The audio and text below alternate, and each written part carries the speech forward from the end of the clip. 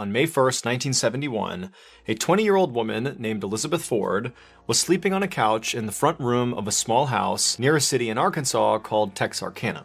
Elizabeth and her husband Bobby were staying at the house with Bobby's brother and his wife, who owned the house. Bobby and his brother were still both awake, and Elizabeth could hear them talking in the kitchen quietly. The house was surrounded by woods and swampland, and Elizabeth had opened up a window above the couch so a breeze was blowing in. Now, usually she slept really well with the sound of the woods in the background, but tonight she was tossing and turning. And this was because, as she lay there trying to sleep, she became very aware of a unique sound coming from outside that was not the sound of, the trees blowing in the wind or the insects buzzing. This was something else. It was a slow creaking sound.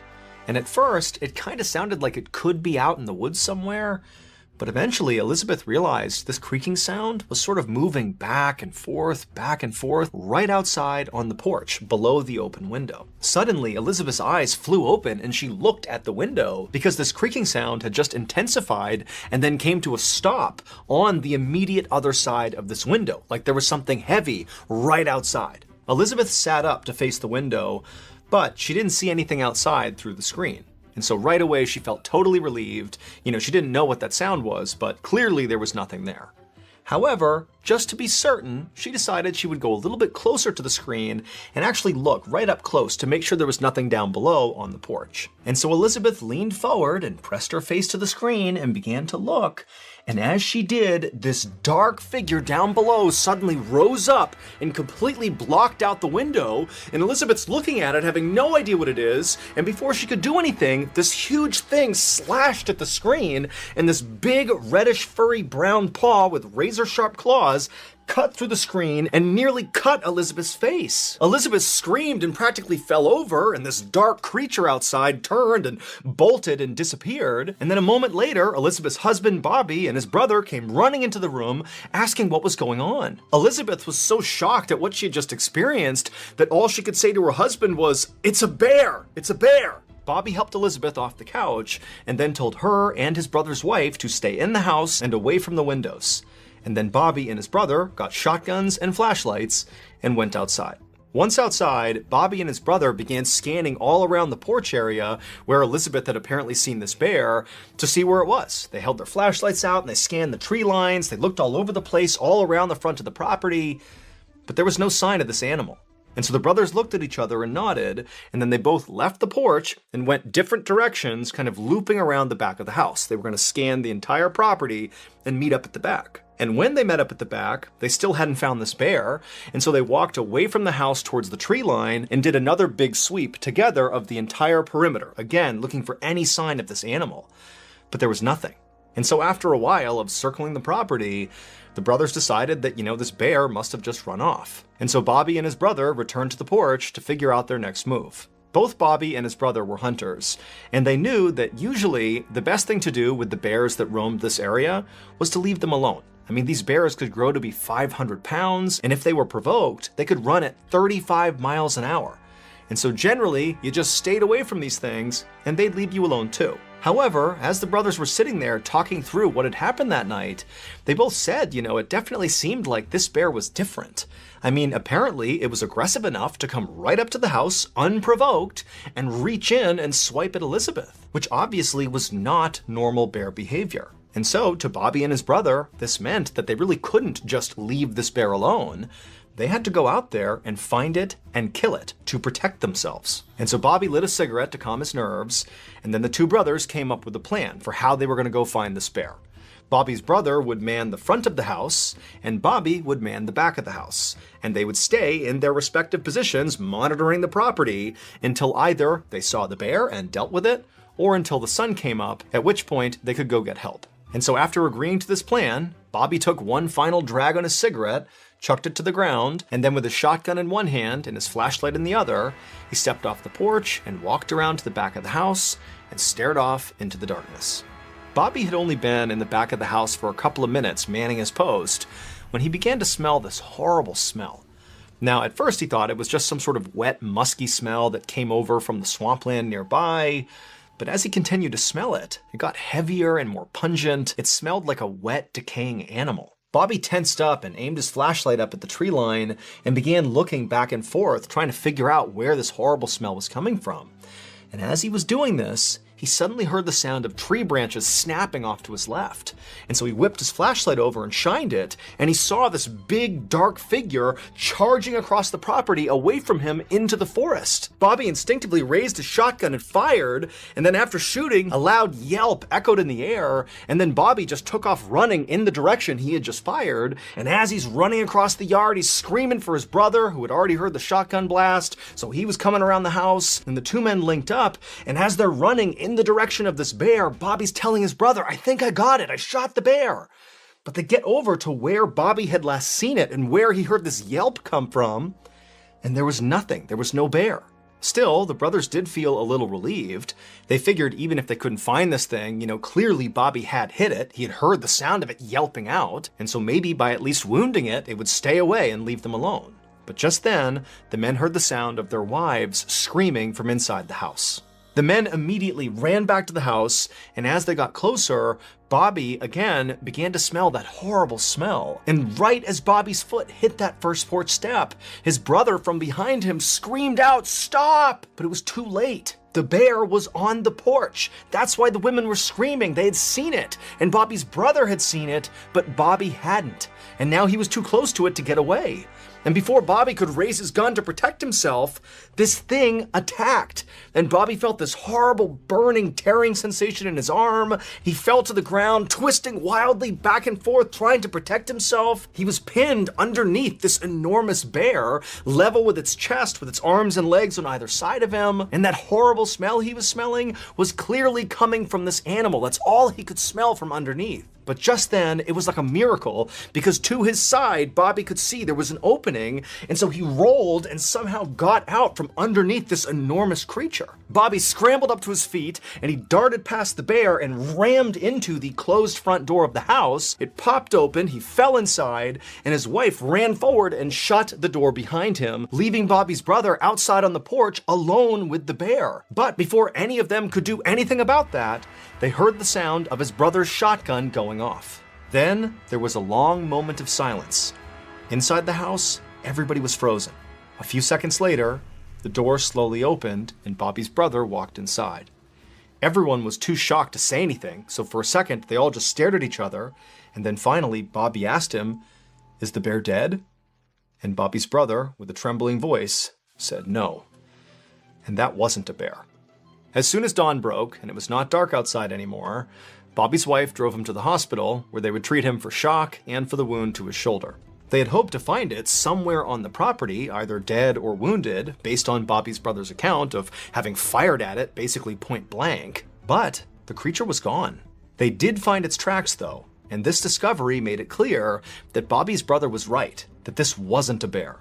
Because in the dirt surrounding the house were all these bizarre footprints and handprints of a creature that seemed to walk on its hind legs with 3 toes on each and had 3 long sharp claws on its hands. And as unbelievable as this all seemed to the police, this actually tracked with what Bobby's brother said he saw when he was out on the porch. He said he saw a creature with reddish-brown hair all over it that stood over 7 feet tall, and after being shot, it took off running on 2 legs, and it ran fast. But the most terrifying thing about it, at least according to Bobby's brother, was actually its eyes. They were blazing red. And when the news of this attack spread to the nearest town, which was called Fouke, the people there knew exactly what this creature was. For 200 years, people in that part of Arkansas had been talking about this huge creature that was sort of like a Sasquatch that roamed the forest and the swamps. They said it was fast and elusive, and it ate livestock and pets. They called it the Fouke Monster, or sometimes the Boggy Creek Monster. But Bobby Ford and his family's encounter with this creature was unlike any other story that had been told about the Fouke Monster. While some people claimed in the past that this creature had attacked people, nobody had ever heard of it actually coming up to somebody's house, trying to break in and terrorize a family.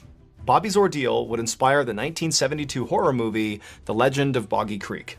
Over the years, police officers and some scientists have suggested that maybe what Bobby and his brother encountered that night was actually a feral pig.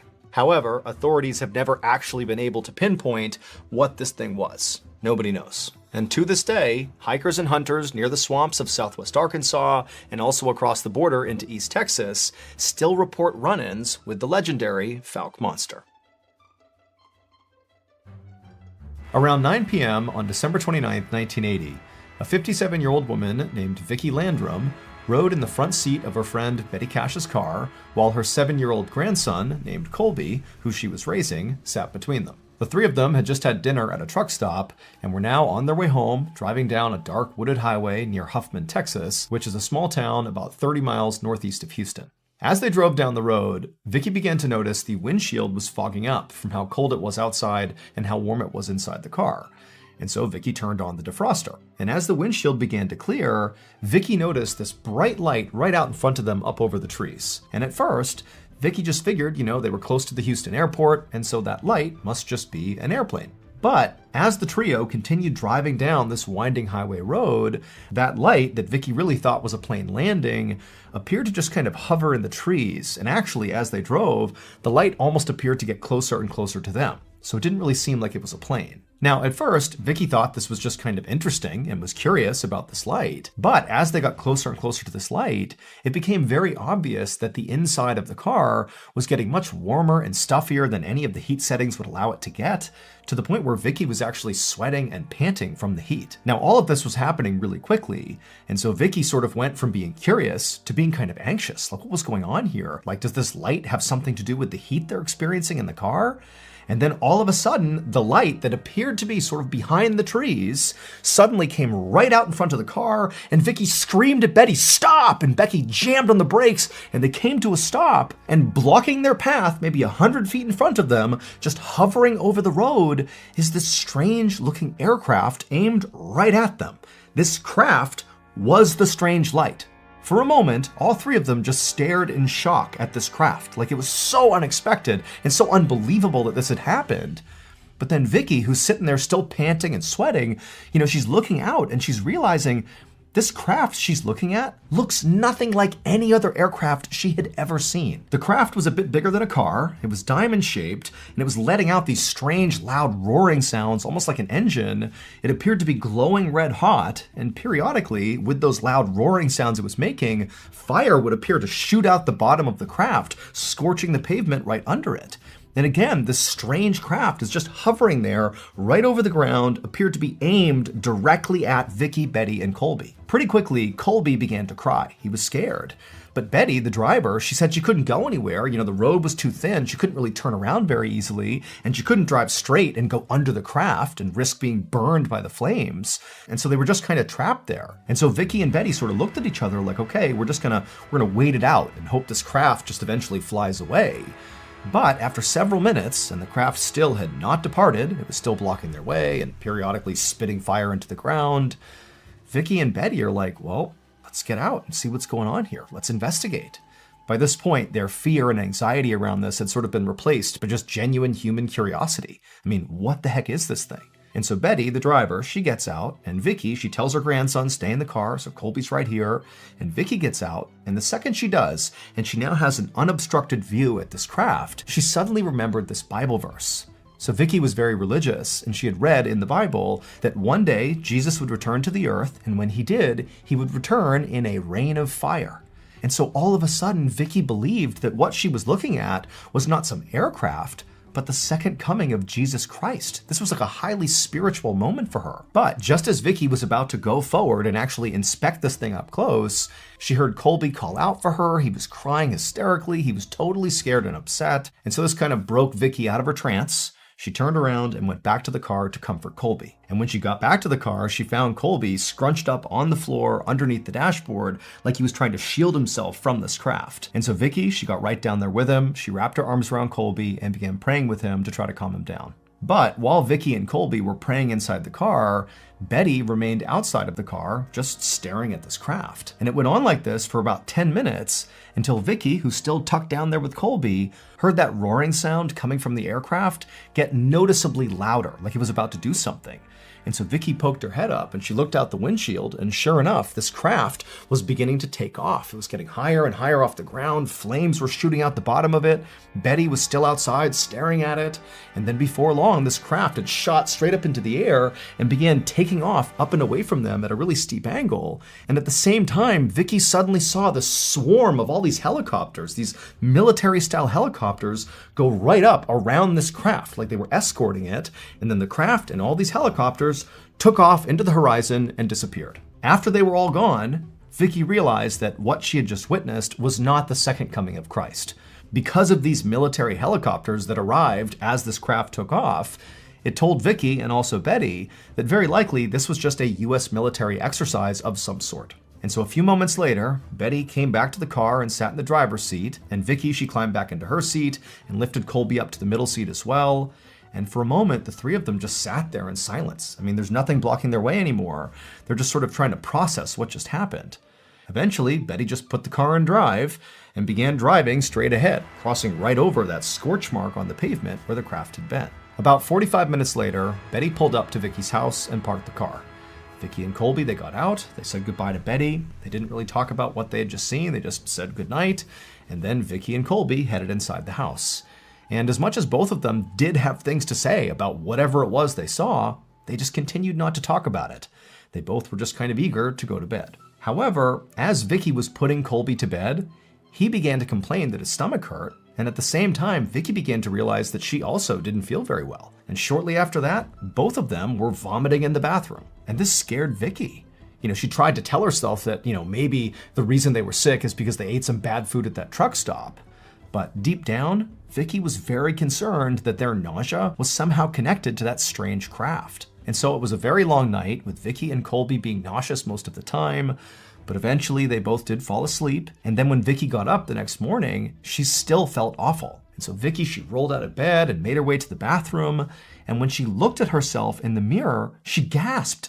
Her skin was bright red and blistered, like she had had this horrible sunburn. At this point, she knew whatever was going on here, it had to do with that craft. She just knew it. And so Vicky instinctively rushed to Colby's room to check on him to see if his skin was all blistered and red. And she found he was still sleeping, but she could see his skin was red and blistered in some places, but not nearly as bad as Vicky's. And so Vicky, she began thinking about the night before, and she remembered she had gotten out of the car and gotten closer to the craft. So she was sort of more exposed to the craft, if you will, than Colby, who stayed in the car and tucked himself down underneath the dashboard the whole time. And so maybe Vicky's exposure to the craft was higher than Colby's, which is why she looked worse. But as Vicky was thinking this through, she remembered that Betty had actually stayed outside the car for 10-15 minutes, much longer than Vicky had, the whole time just staring directly at this craft. And so immediately Vicky was worried that, if this is what happened to me, I can only imagine what shape Betty is in. And so Vicky ran to the phone, she picked it up and she dialed Betty's number, and she listened, and it just kept on ringing and ringing. Betty didn't answer. Now, at this point, Vicky was in a full-blown panic, not only because she was worried about Betty, but also, she doesn't really know what's wrong with her or with Colby. She doesn't know if their sickness is going to get worse or better. Currently, she felt horrible. She was nauseous. Her skin seemed to be practically falling off. Colby was in less bad shape, but still not healthy. And also, Vicky didn't have the money to even go to the doctor to get looked at. And so as much as Vicky really wanted right now to just go check on Betty, go drive to her house and check on her, she couldn't. She needed to focus on herself and her grandson first and make sure they were okay before she did anything else. And so over the next few days, Vicky and Colby stayed home. They slowly regained their strength. And over those few days, Vicky actually would get Betty on the phone. And Betty would tell her that yes, she's also dealing with similar symptoms, but she was okay, which was very reassuring to Vicky. However, Vicky also knew that Betty was not a complainer, and even if she did have horrendous symptoms, she was not the type of person who would necessarily tell Vicky. She would sort of tough it out. Finally, after 5 days, Vicky felt strong enough to go check on Betty in person. However, when she got to Betty's house and went inside, she called out for Betty, but there was no answer. The house was eerily quiet. And so Vicky began walking around Betty's house looking for Betty. And eventually, Vicky walked down a hallway and reached Betty's bedroom, and the door was shut. Vicky called out for Betty, but there was no answer from inside. And so feeling kind of scared at this point, Vicky reached down, she turned the handle and opened the door, and immediately she saw Betty on her bed. And Betty looked horrible. She was barely conscious. Her entire body was red and blistered and bleeding. There was vomit all over the bed sheets, and there were all these huge clumps of Betty's hair littering her pillow. And so Vicky was horrified. She rushed inside, she scooped her friend up, and between the two of them, they kind of hobbled out of the house. Vicky put Betty in her car, and they sped to the hospital. A few hours later, Vicky was waiting in the emergency room where Betty was being treated when Betty's doctor walked into the waiting room, at which point Vicky stood up and rushed over to him and said, "Hey, what's going on with Betty? What happened to her? What's going on?" But the doctor just shook his head and said, your friend, her skin is literally peeling off her face in sheets, and there are blisters breaking out all over her body. He told Vicky that her symptoms reminded him of radiation poisoning. However, he also told Vicky that that was basically impossible. For Betty, a woman who lives in rural Texas, where would she go to come in contact with something that radioactive? It just seemed not possible, so that couldn't be it. But Vicky, when she heard this, felt like she knew exactly how Betty came in contact with something highly radioactive. It had to be that craft.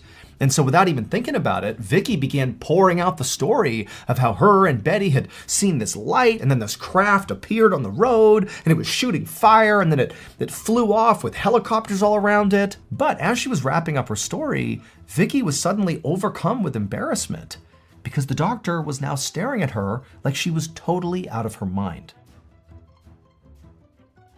A month later, in early February of 1981, Vicky was at her kitchen table with the phone pressed to her ear. She was calling her local senator, who she had already written to try to tell him about this strange aircraft she had seen that made her friend sick. But Vicky did not have high hopes about this phone call, because she had already been ignored so many times by so many people when it came to this story. So by this point, Vicky and her grandson Colby had basically recovered from their nausea and their burns.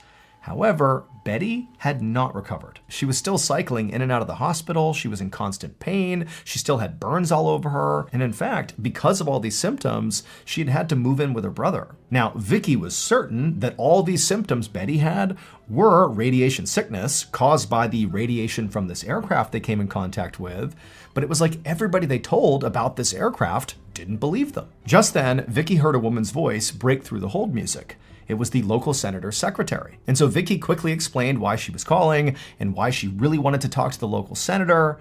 But the secretary just told Vicky that, yep, she'll pass this along to the senator and he'll be in touch. And then she hung up. And for Vicky, this was the moment she snapped. She felt like trying to navigate the proper channels to try to figure out what this aircraft was and what happened to Betty was not working, because clearly nobody was taking her seriously. And so Vicky slammed the phone down and just sat there frustrated, having no idea what to do. But as she sat there, Vicky remembered there was actually one place she had not called yet, specifically because she didn't want to call this place.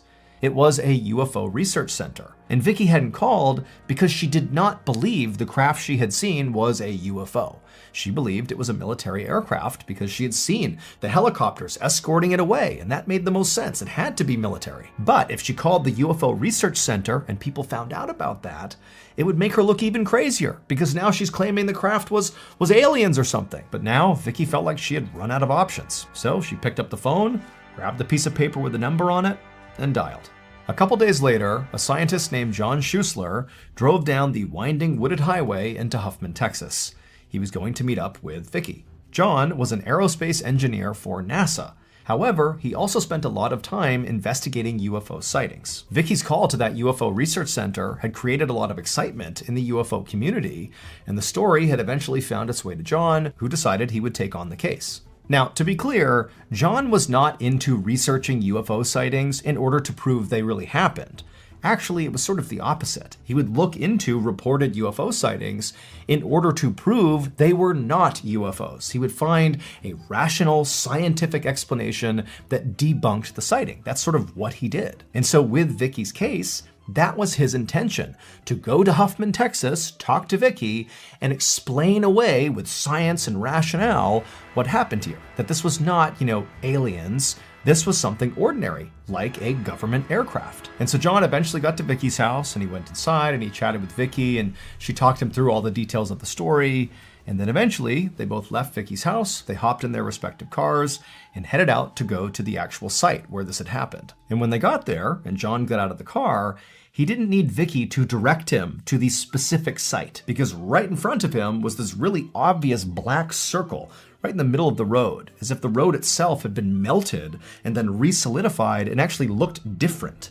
And Vicky said, that's where it was. That's where the craft was hovering. Those marks are from the craft. Now, this was great evidence that a craft really had been here, but John wanted more. He needed to figure out what kind of craft this really was.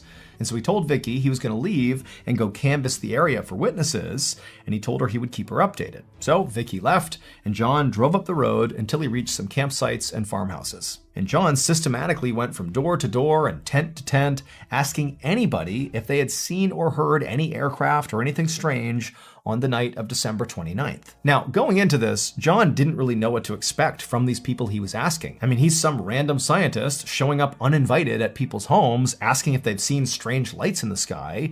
However, every single person he spoke to said that yes, they had seen that aircraft on December 29th.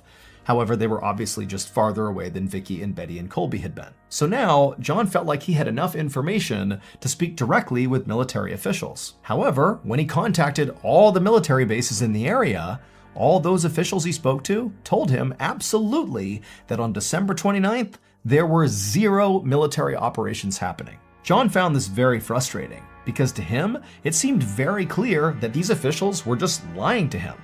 But what they were lying about and why was unclear. So John actually went to these military bases to speak to the officials face to face. And when he did, he showed them all the witness testimonies saying what they had seen on December 29th. And he also told them that with his own eyes, he had seen the black scorched mark on the pavement, where the pavement seemed to have literally melted in a ring and re-solidified from the heat of this craft. And to John, I mean, that scorch mark almost proved something had been there, very likely a military craft. But all these military leaders, despite hearing this and hearing John's testimony, they just said, you know what, you can gather up all the evidence you think you have here, but it doesn't matter. It doesn't prove that we were in the area. There was no military craft there that night. And so the bottom line was, the military was adamant they were not involved. And so the case really began to stall. John went home, but he couldn't stop thinking about the case. And so he kept in touch with his witnesses and periodically checked in with military officials, but nothing seemed to change. Except that Betty continued to get sicker and sicker, and Vicky actually began to develop other serious symptoms, like developing cataracts in one of her eyes. And then John got a frantic call from one of his witnesses. They told him they had just seen something truly incredible. And as John listened to the story, he felt his heart sink, because now he knew the military had been lying to him about being out there on December 29th. Clearly they had been, and very likely it was their aircraft that had made Betty, Vicky, and Colby so sick. But now, John also knew that any hope he had of proving this was now literally gone, because the witness told him that black government vehicles had rolled up to the incident site out on that road, and they'd come along with construction vehicles, and for no clear traffic-related reason, they had cut up one particular stretch of that road, taken it with them, and left. And that particular stretch of road that was removed just happened to be the exact spot where that scorch mark had been left by the craft.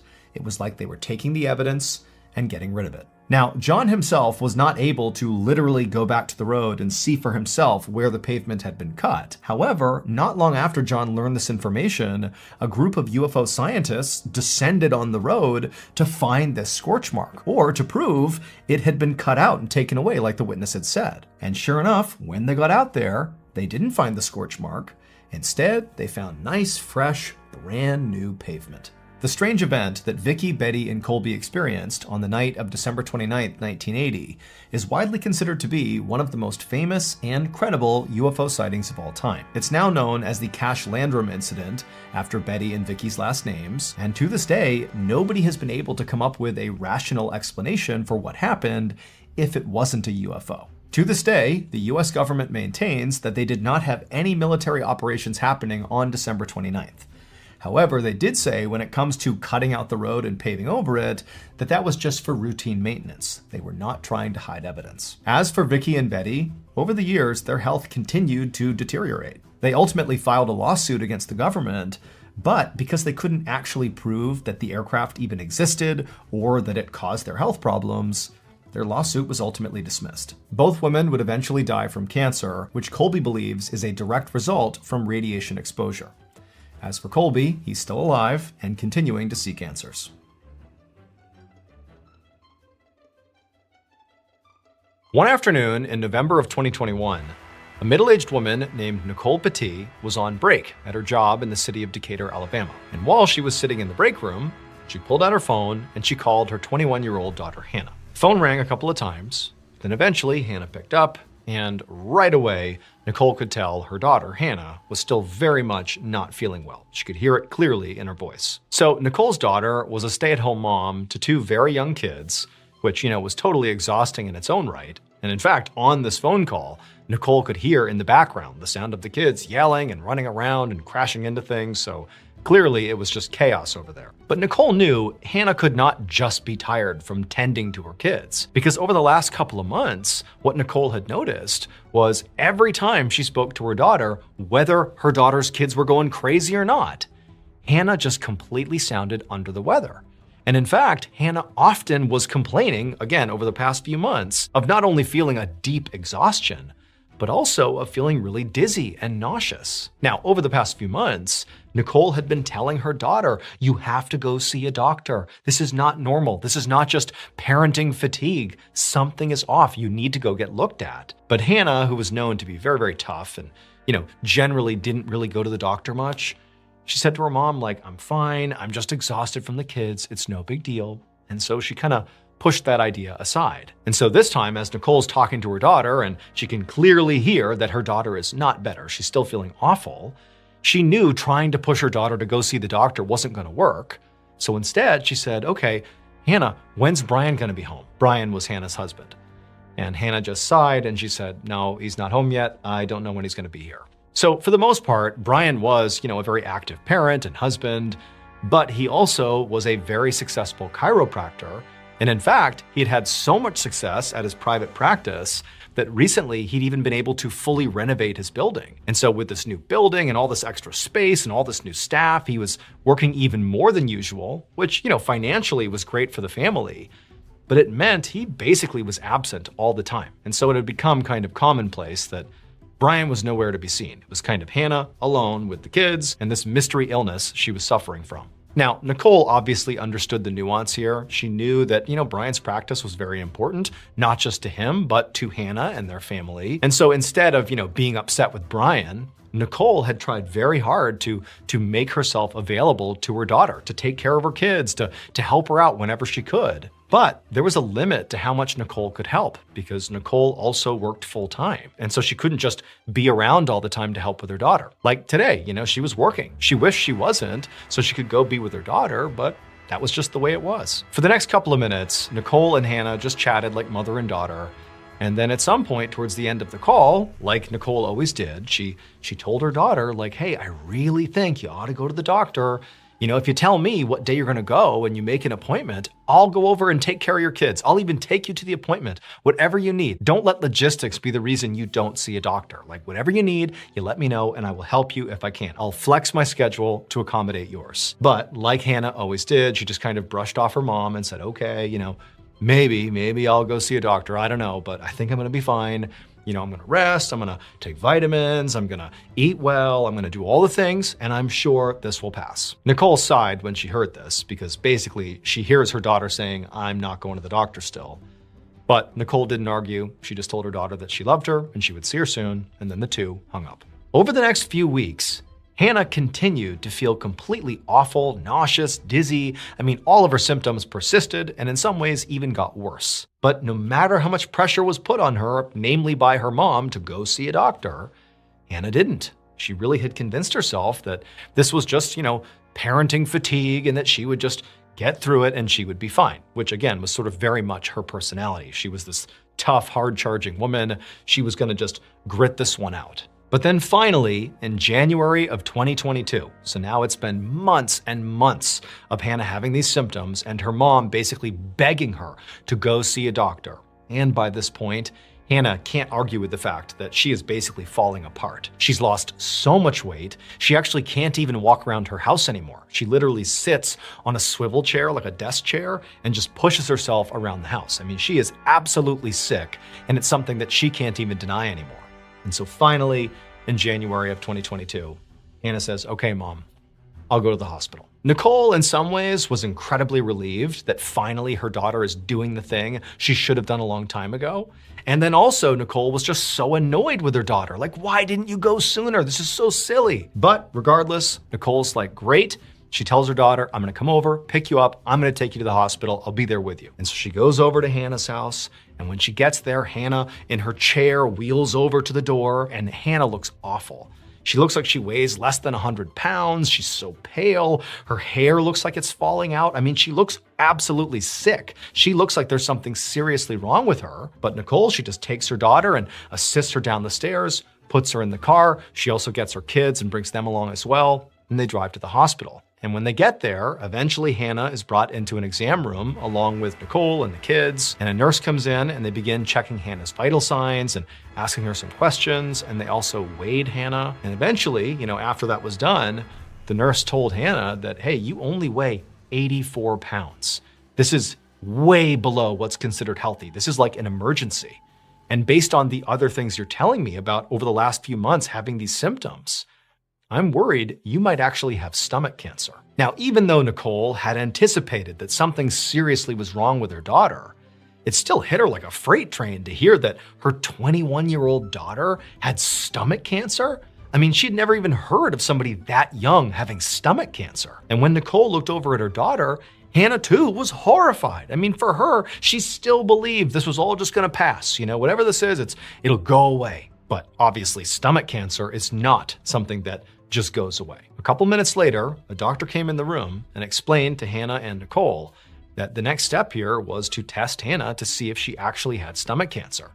Now, the doctor said it was entirely possible this could be something else, but again, based on all the symptoms you've described and the sudden extreme weight loss, unfortunately, this really does appear to be stomach cancer. But we're gonna check, and in a couple of days, we should have an answer. And so Nicole and Hannah, despite obviously being shocked and scared, they both said, whatever we need to do, that's what we're gonna do. A few days later, Nicole was at home when her phone rang, and it was her daughter calling. Now, to this point, Hannah had gone in and begun doing some of the tests to see if she had stomach cancer, and they were waiting for some of the results to come back. And so when Nicole saw this call coming in, she's thinking, oh my goodness, this could be it. I could be getting the call where Hannah has been told one way or the other about this being stomach cancer. And so with quite a bit of anxiety, Nicole answered the phone. And when she heard her daughter was not telling her about test results. Her daughter, she was speaking in such a low tone that she could barely hear her, but she basically croaked out to her mother that she felt so sick, she had to be taken to the hospital right now. And so Nicole, she dropped everything, sped over to her daughter's house. And when she found Hannah inside, it was like Hannah could barely move. She was so fatigued. She was so sick, so pale, so skinny and malnourished. It was like her daughter was dying. And so she scooped her daughter up and she rushed her to the hospital. Later that day, Hannah was in a hospital room and was stabilized.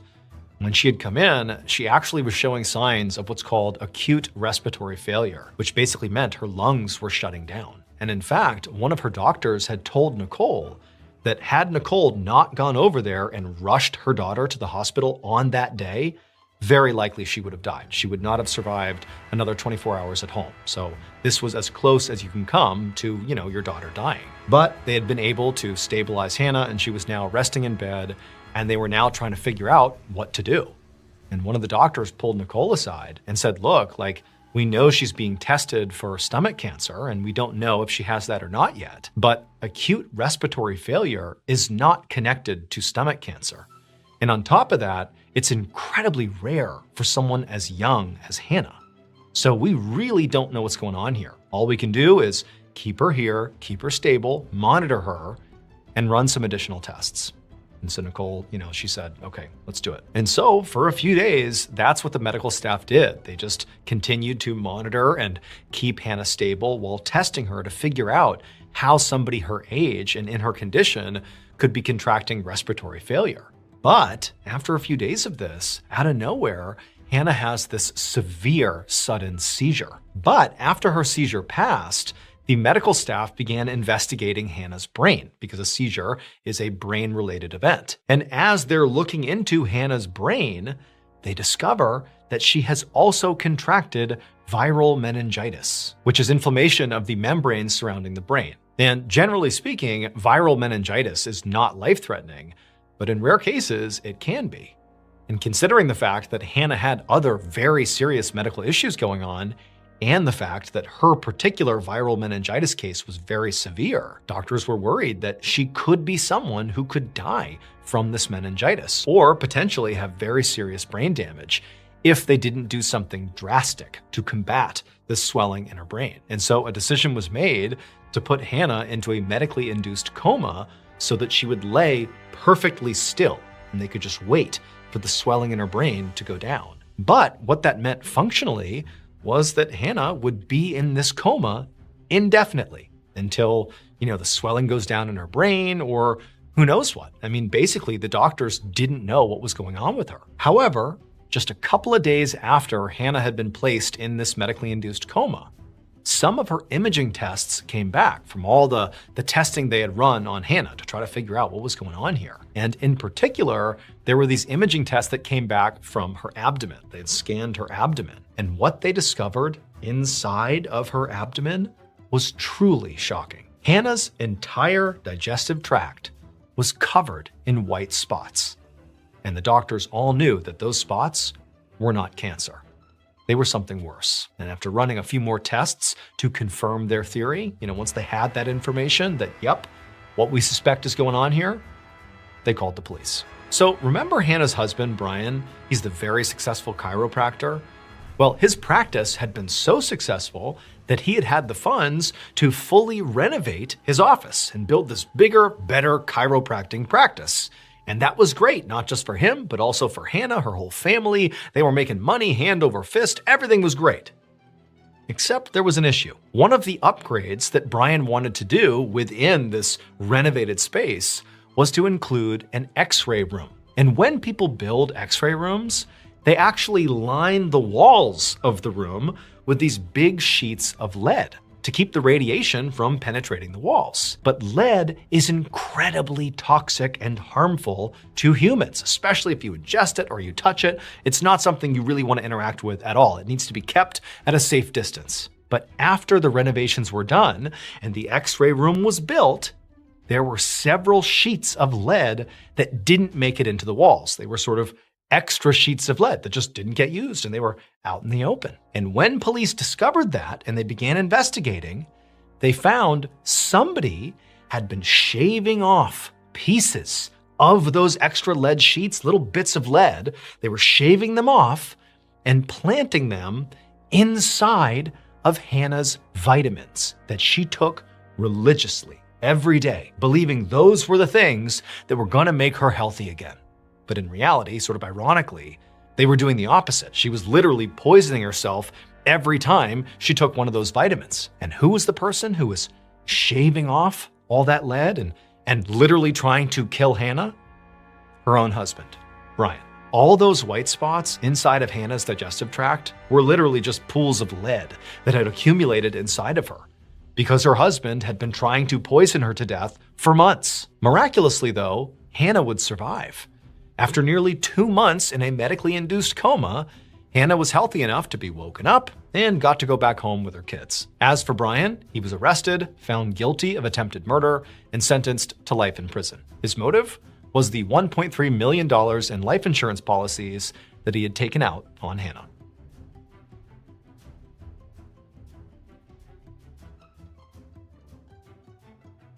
On the evening of August 1st, 2015, a 20-year-old man named Fraser Baloyi walked alone down a main road toward his village in the South African province of Limpopo. Fraser was on his way home from work, and he was pretty desperate to get there. It was only about 7:30 p.m., and usually around this time, Fraser was used to seeing other people out and about on this road, just kind of walking around in the dusk or, chatting or doing various errands, but tonight there was nobody out there. And in fact, in recent days, this area of Limpopo had basically become a ghost town. Nobody went out unless they absolutely had to, because over the last 10 days, over 20 people in this area had been brutally mauled. The victims had all insisted that the creature that had mauled them was some kind of four-legged demon, and they had begun calling it the Beast. Now, Fraser considered himself a pretty level-headed person who did not necessarily buy into the hype around this beast. He figured it was very likely just a dog. But still, he didn't want to get attacked, and so as he walked down this vacant road, he periodically looked over his shoulder just to make sure no dog was following him. As Fraser continued to walk along, he looked up and saw the huge forest fire that was raging on a mountain miles and miles off in the distance. A few days ago, the fire had started, and from Fraser's perspective, it still seemed to be going strong. In fact, in the darkness, it almost looked like the mountain was glowing red. Just then, Fraser noticed the turnoff for the shortcut that would take him through some forest back to his home, and when he got there, he stopped and looked over his shoulder one more time to make sure he was still all alone, and he was, and then he stepped off the main road, into the woods, and into the darkness. Under the tree canopy, the night suddenly seemed a lot darker. Fraser did his best to think about the chores he needed to do for his mother once he got home, instead of thinking about the beast. But he'd only been on this path for about 300 feet when he suddenly heard a rustling from behind him. And so right away, Fraser stopped and turned around and looked where the noise was coming from. But all he saw was darkness. There was nothing there. And so Fraser, for a whole minute, just stood there staring out into the tree line, waiting for something to move. But nothing did. And so Fraser told himself he was just being paranoid. Everything was fine. And then he turned back around and kept on walking. But pretty quickly, his walk turned into a jog. And he was almost to the end of this path, almost out of the forest. He could see his village. It was right there. When he heard noises behind him again. Except now, in addition to the rustling sounds, he heard a new sound. It was like a wheezing sound, like a sick animal that was breathing heavily. Now, Fraser knew he was not just being paranoid. Something was out there, and it seemed like it might be following him. Without slowing down, Fraser looked over his shoulder again to see what was out there, but again, he just saw nothing. It was just shadows. However, when he turned back around and kept on going towards his village, he heard this loud crashing sound behind him, like a massive animal had leapt out of the brush and landed on the path behind him. And so Fraser was immediately so scared he couldn't even turn around. He just started sprinting toward the village, and all he could hear behind him were these loud, pounding footsteps as whatever this was gaining on him. And so Fraser was so instantly terrified that instinctively he just started sprinting off without even looking behind him. And so as he's running, this thing's gaining on him, and again he can hear this awful wheezing sound coming from whatever this is, as if there was something wrong with its lungs. And in Fraser's panic, as he's sprinting through the forest, Fraser's telling himself it's just got to be a rabid dog. That's why it's making those sounds. But he knew that didn't track. This thing is huge. This can't just be a rabid dog. And so Fraser just kept on running, and finally he got out of the trees, back into his village, and at the exact same moment, the pounding footsteps behind him came to a stop. But again, Fraser, he didn't turn around. He's too scared. He just ran for his door. His house was right there in front of him, and he gets to his door. He's about to open it up, and right as he does, he feels this searing pain in his neck. This creature, whatever it was, had leapt and grabbed onto him and bit down on the back of his neck. And so Fraser crumpled to the ground and threw his arms up over his head to protect himself, and with one eye, he can see it's this massive black creature on top of him, chewing on the lower half of his face. And so Fraser, he couldn't even feel any pain. He just began screaming for help, and he tried to push it off of him, but he couldn't. And then a second later, a flash of metal came across his eye as his mother and other villagers who had seen this happening and heard him screaming came out and began smashing whatever this was with shovels. And so a second later, Fraser's pulled away and dragged towards his house, and this huge black creature, it marched over to the edge of the tree line and just stopped, turned, and looked back at Fraser and his mother and the neighbors. And Fraser, as he's sitting there in total shock, he can tell that whatever this thing is, this enormous dog-like creature, this had to be the beast. That's what just attacked him. And in this moment, Fraser realized, this creature may have the shape of a dog, but it was not a dog. South Africa has its share of wild dogs, jackals, and hyenas, and typically they're multicolored and fairly small. And this thing was jet black, pitch black, and gigantic. And when this thing first started chasing Fraser, he'd had that panicked thought that maybe it was a rabid dog. But rabid animals are typically lethargic and confused. And this thing that was 15 feet away from them was absolutely alert and calm. The only thing sick about it was that horrible wheezing sound it would make as it breathed. And as Fraser and his mother and the neighbors just stood there staring at this thing, this creature just continued to stare back at them with piercing eyes. And its eyes were not normal. These were not like animal eyes or dog eyes. They were too small and set at the wrong angle. And there was real sentience behind them. They were human eyes. Just then, Fraser's mother grabbed Fraser and yanked him, kind of jerking him back to reality, and he scrambled to his feet, and he and his mother and the two neighbors, they took off running back into their respective homes. All the while, this creature just sat there on the edge of the forest, staring still in the direction of Fraser and his home. Once inside of Fraser's house, his mother immediately dialed the emergency number to tell the police about what had just happened, but the police told her they were not going to send people out there to deal with some dog. And so Fraser's mother decided she would just treat her son's wounds on her own until this dog-like creature had left, and then once it had, she would get him a ride to the hospital. However, as Fraser and his mother stared out the window at this creature, it didn't leave. It just sat there staring back at Fraser and his mother with these hideous human eyes for hours and hours. Finally, in the morning, it was gone. The attack on Fraser was the last straw for the people of his village. They believed the creature that had bit his face was the demon beast that had hurt so many other people. And so the elders of Fraser's village came up with a plan of how to deal with this beast. And so a few days after the attack on Fraser, this group of elders went off on a journey up into that mountain that Fraser had seen off in the distance that had that huge forest fire on it. And they were there for 2 whole days before returning to the village and telling everyone that they had successfully performed a ritual that had appeased their ancestors. And so hopefully now the attacks would stop. And sure enough, they did. They did not see the beast again. At least 40 people in Limpopo had encountered the beast at some point, either because they were attacked or they helped fend it off, like the neighbors did with Fraser. But because this beast was never caught, and it did stop attacking the village and just kind of disappeared, nobody ever actually figured out what it was. To this day, people in Fraser's village maintain that this creature was a demon and that it came down from the burning mountain. Because every person, including Fraser, who had encountered this beast, noted its wheezing, heavy breathing, as if its lungs had been damaged by smoke.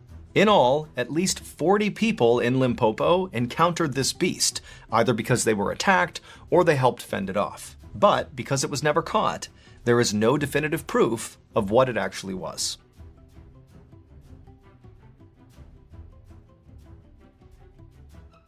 At 12:30 a.m. on August 9th, 2013, a man named Kyle Lawson was asleep in his bedroom with his wife at their home in San Angelo, Texas, when his cell phone rang and it woke him up. Kyle looked at the caller ID and saw that the call was coming in from his 26-year-old brother, Brandon. And so, Kyle picked it up, but before he could even say hello, his brother said he needed help. And then he launched into this big story that really sounded completely insane. He told Kyle he was currently driving north on Highway 277, which is this totally desolate 2-lane country road that runs through West Texas, and that 3 men were chasing Brandon. And on top of that, Brandon told his brother that, he's trying to get away from these men, but his truck was about to run out of gas. And so what he wanted Kyle to do was to, right now in the middle of the night, come meet him secretly to hand off a gas tank so Brandon could officially escape these 3 men. But as Kyle listened to this, he was not really actually concerned, at least in terms of Brandon being in any sort of real danger with regards to these 3 men that were chasing him. In reality, Kyle's reaction to this was just being so annoyed at Brandon. Because after hearing this story, this frantic story Brandon's telling him in the middle of the night, he was sure that really there were no 3 men, that instead his brother Brandon was just high again. And he was hallucinating. He was basically having an episode that was substance-induced.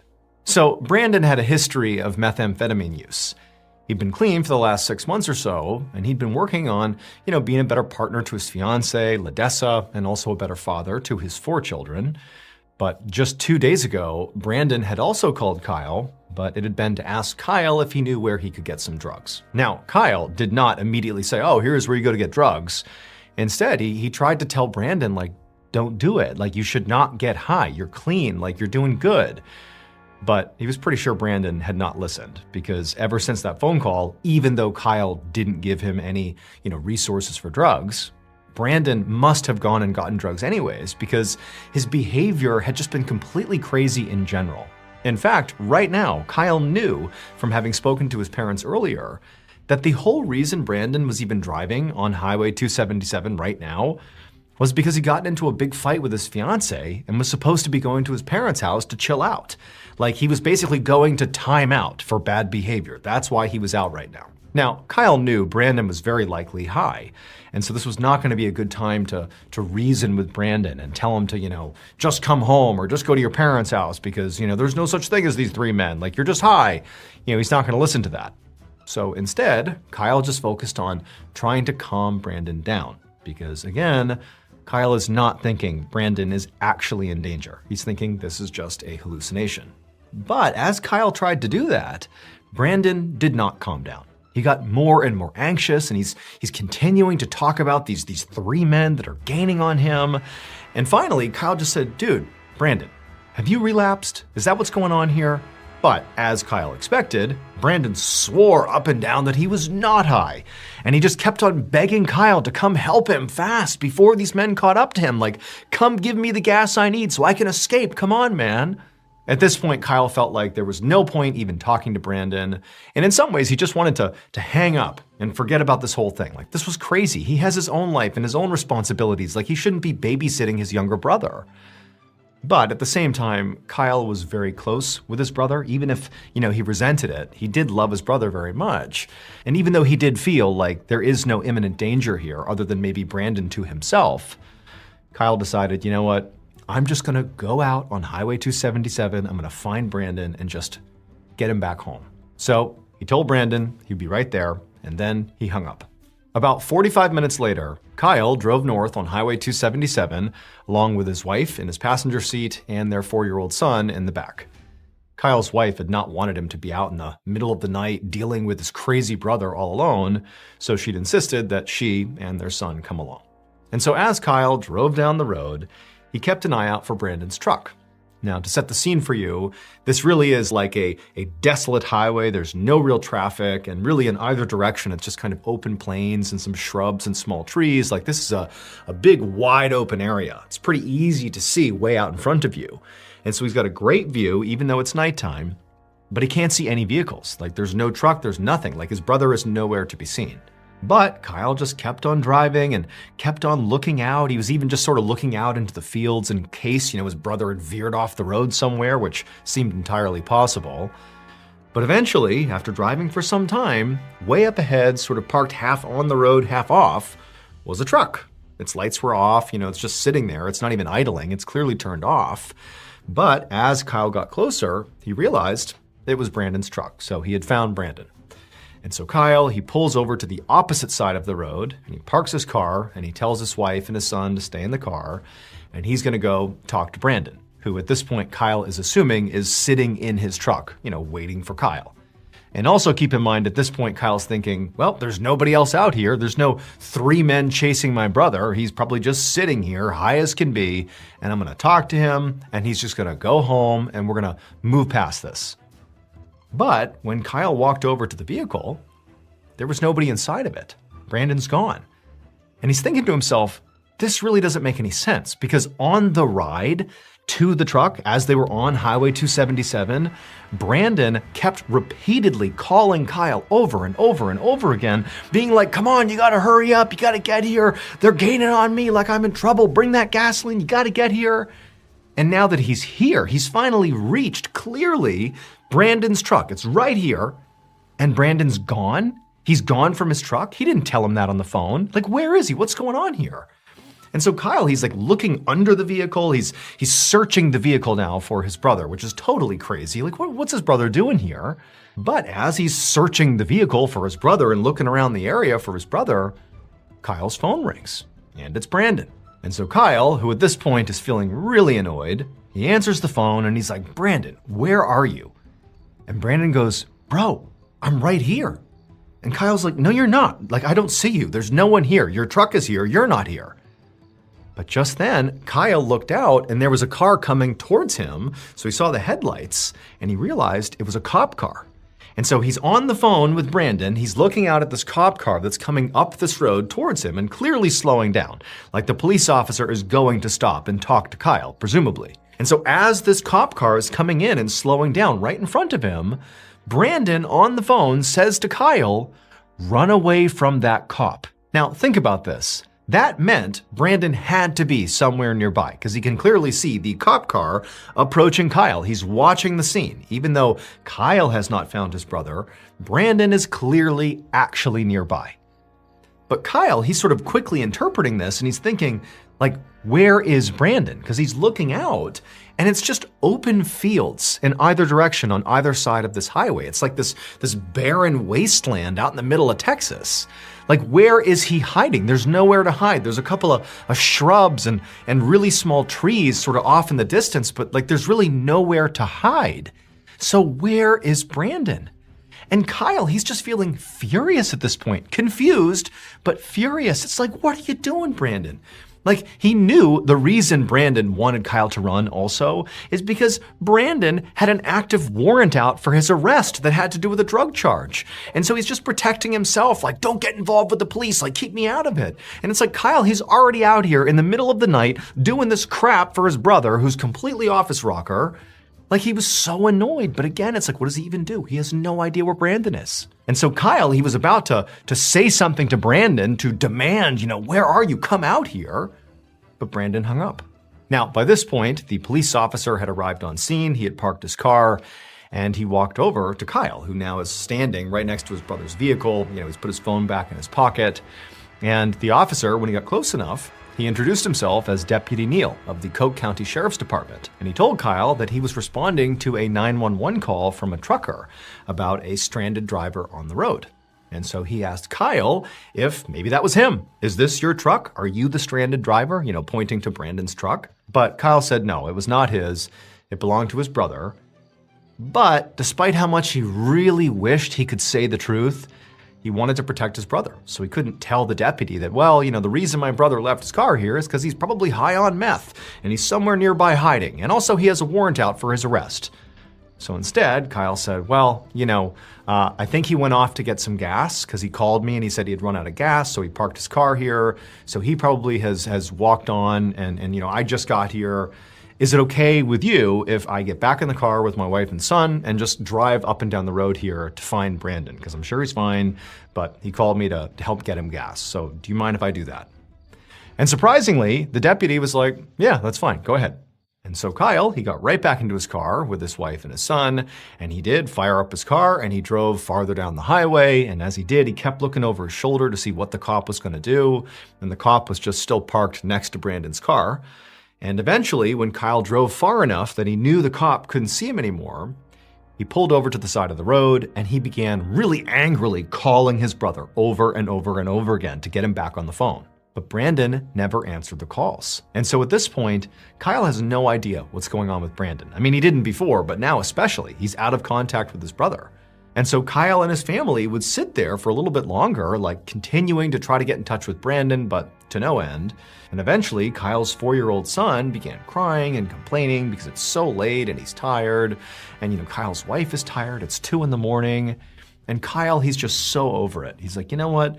Brandon is an adult. I tried to come out here and get him out of this mess, but if he doesn't want to be in touch with me and he wants to hide off the side of the highway, that's on him. I'm taking my family and I'm going home. And so that's what he did. He turned around, he drove right back the way he came, and he actually passed by his brother's truck that was still there, so Brandon clearly is still in hiding, and standing next to his brother's truck is still Deputy Neal. He presumably was waiting for Brandon to show back up. He drove right past them, went back to his home, and they went to bed.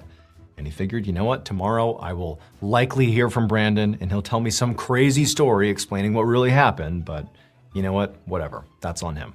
Not long after Kyle had driven past Deputy Neal on his way back home, Neil decided, you know what, like, I'm not just gonna sit here all night waiting for Brandon. He had searched Brandon's truck and there was nothing concerning inside of it. There was, no phone, no wallet, no keys, things that people would not leave behind if they ran out of gas and decided to go walk to get gas. So it seemed very much like that is what happened. Brandon had pulled his car over, gotten out, and begun the walk. And then his brother showed up and the whole thing was playing out here. And so Neil figured, okay, well, I have other calls to go to. It doesn't seem like this is a huge emergency. And so he just reached inside the truck, he turned on the hazard lights, then he locked all the doors and shut them. And then he got in his own vehicle and he took off because, again, he had other calls to attend to that night. The next morning around 8 a.m., Deputy Neil was back out on Highway 277 just to make sure Brandon had eventually come back and claimed his truck. But no, the truck was still sitting there, hazards on. Now, at this point, Deputy Neil was starting to get a bit concerned about Brandon because, he's out on foot walking to get gas for his truck. And even though it seemed like the risk was sort of low for him, it is possible something could have happened to him. And that's why he had not come back to his truck. Maybe he was hit by a car or, got lost or something. Who knows? Like anything could have happened. Or, maybe Brandon decided not to claim his truck yet. Maybe he just went home and he's gonna get it later. But regardless, it just seemed like Neil really had to go follow up personally with Brandon just to make sure he was okay. And so Neil drove back to the sheriff's department to see if he could find the contact information for Brandon. But when he walked in the door, he didn't have any time to do any digging because another employee told him that while he was out, the department had gotten a call from Brandon's fiancée, Ledessa. And Ledessa had given them a very different story than the one Brandon's brother, Kyle, had told Neil the night before. According to Ledessa, she and Brandon had been fighting for the past few days. And last night, so on the night that this whole truck thing happened, Brandon was supposed to be on his way to his parents' house to cool off from the fight he was having with Ledessa. But he never arrived at his parents' house, and he never came back to Ledessa's house. And so Brandon was totally unaccounted for. And on top of that, nobody could get in touch with Brandon. They were calling and texting him, no response. After hearing this, Deputy Neil was surprised and also pretty angry because clearly Brandon's brother Kyle had acted like everything was totally fine the night before, but that had to have been a lie, because Ledessa is saying this totally different story. And so the first thing Neil did is he went and spoke to Kyle and also to the rest of Brandon's family to get the story straight here. And very quickly, it became clear to Deputy Neil that any omissions or even lies about what had happened exactly on the night that Kyle went missing were not because the family was hiding something. They were kind of trying to protect Brandon, but it was because they didn't understand how serious this situation really was. And so now that Brandon really was missing and nobody knew what happened to him, the family was very forthright that they really didn't know what had happened to him and that, yes, maybe he was on drugs, we don't know, but he really is missing and you gotta go look for him. And so that's what Neil did. Over the next 4 days, there was this huge search that Neil led all around Highway 277, where the center of the search was where Brandon's truck had been found. But despite using canines and helicopters and these huge search teams, some of which had thermal cameras which would allow you to see body heat, despite covering this vast area all around where Brandon clearly had been, there was absolutely no sign of him. And they also spoke to the homeowners and the property owners sort of roughly in the area to see if maybe they had seen something strange, maybe seen Brandon or those 3 men that apparently had been chasing him on the night he went missing, but nobody had seen anything. And so basically, Brandon was definitely not here. And there was no sign he had been here other than his truck. That was it. And so Deputy Neil and the rest of the authorities who were involved in the search ultimately came to the conclusion that based on the fact that Brandon had clearly been fighting with his fiancée, that he had an active warrant out for his arrest, and that he had not been seen in days and there was no sign of him anywhere, nothing, that what must have happened here is Brandon fled. That he's not here because he chose not to be here, that he was never in any danger, he fled the area, and looking here is going to do nothing. We basically have to wait for Brandon to show up at some point. And so for the most part, this seemed like a pretty open and shut case. Until Brandon's fiancée, Ledessa, came into the station in person with a bombshell. On August 13th, 2013, so 4 days after Brandon went missing, this is right around the time the search has been called off, the officer on duty at the Coke County Sheriff's Department sat across from Ledessa. And Ledessa looked extremely upset. And she said that she'd gotten so worried about Brandon that she'd started searching through their cell phone records. And she'd found something really concerning. She pulled out a piece of paper and she handed it to the officer, and she pointed at a specific section. And this officer, he realized quickly that this was a printed out copy of Brandon's call logs. And what Ledessa was pointing to was a call that Brandon had made at 12:50 a.m. on the night he disappeared. In between a flurry of calls to Kyle and also to Kyle's wife, Brandon had also placed a call to 911. Ledessa told the officer that the fact that Brandon himself had called 911 actually terrified her, because Brandon would have done practically anything to avoid the police. He was terrified of the police. In fact, she knew from talking to Kyle that Brandon had even suggested to him that he should run from the police on the night he went missing when he saw the cop approaching him. And so she said, look, like he would only ever call the police if he truly had to. But she's like, why then, after calling the police, did he presumably run away? It just doesn't make any sense. And all of this came as a total surprise to this officer and to the sheriff's department. Because until this moment, the belief had been that a trucker had called 911 about a stranded driver. And that was how Deputy Neal got involved, and really this whole thing started. But nobody knew there had also been this other 911 call from Brandon himself. The 911 dispatch in the area was tiny, underfunded, and understaffed. And at some point, someone must have just dropped the ball when it came to informing the sheriff's department about Brandon's 911 call, because they really didn't know about it. But now that they did, they needed to hear that call for themselves. The sheriff's department would contact that 911 dispatch, and they would send them an audio recording of Brandon's call. And when they listened to it, they were shocked.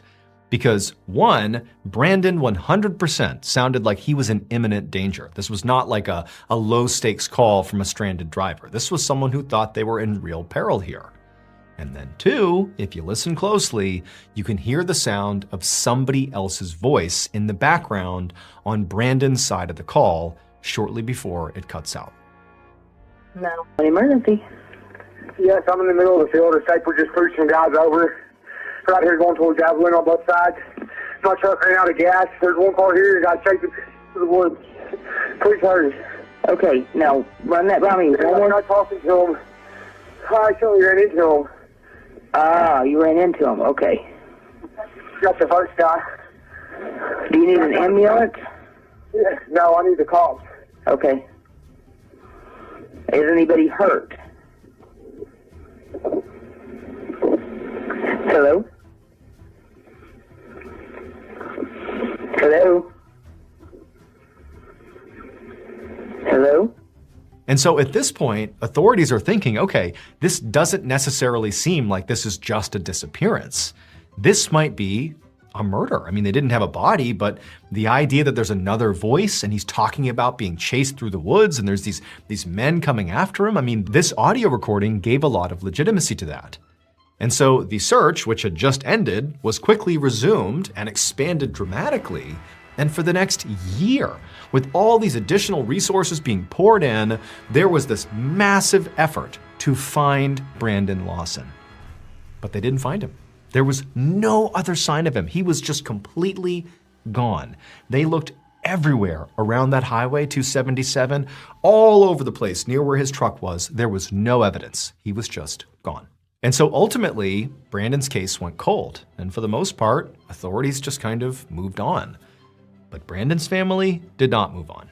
His fiancée, Ledessa, would go on to hire 2 private detectives, and they would both conduct these big searches multiple times over around the area where Brandon left his truck and also across the state.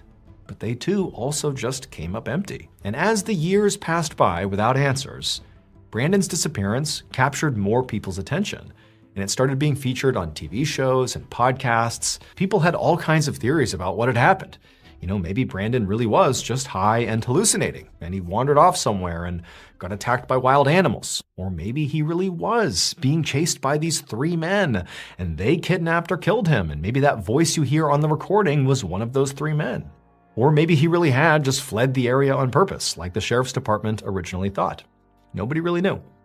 And so for 9 years, Brandon's case was full of questions and 0 answers. But then, in January of 2022, a small group of volunteers went out to Highway 277 to the area where Brandon had disappeared, which had been searched so many times over.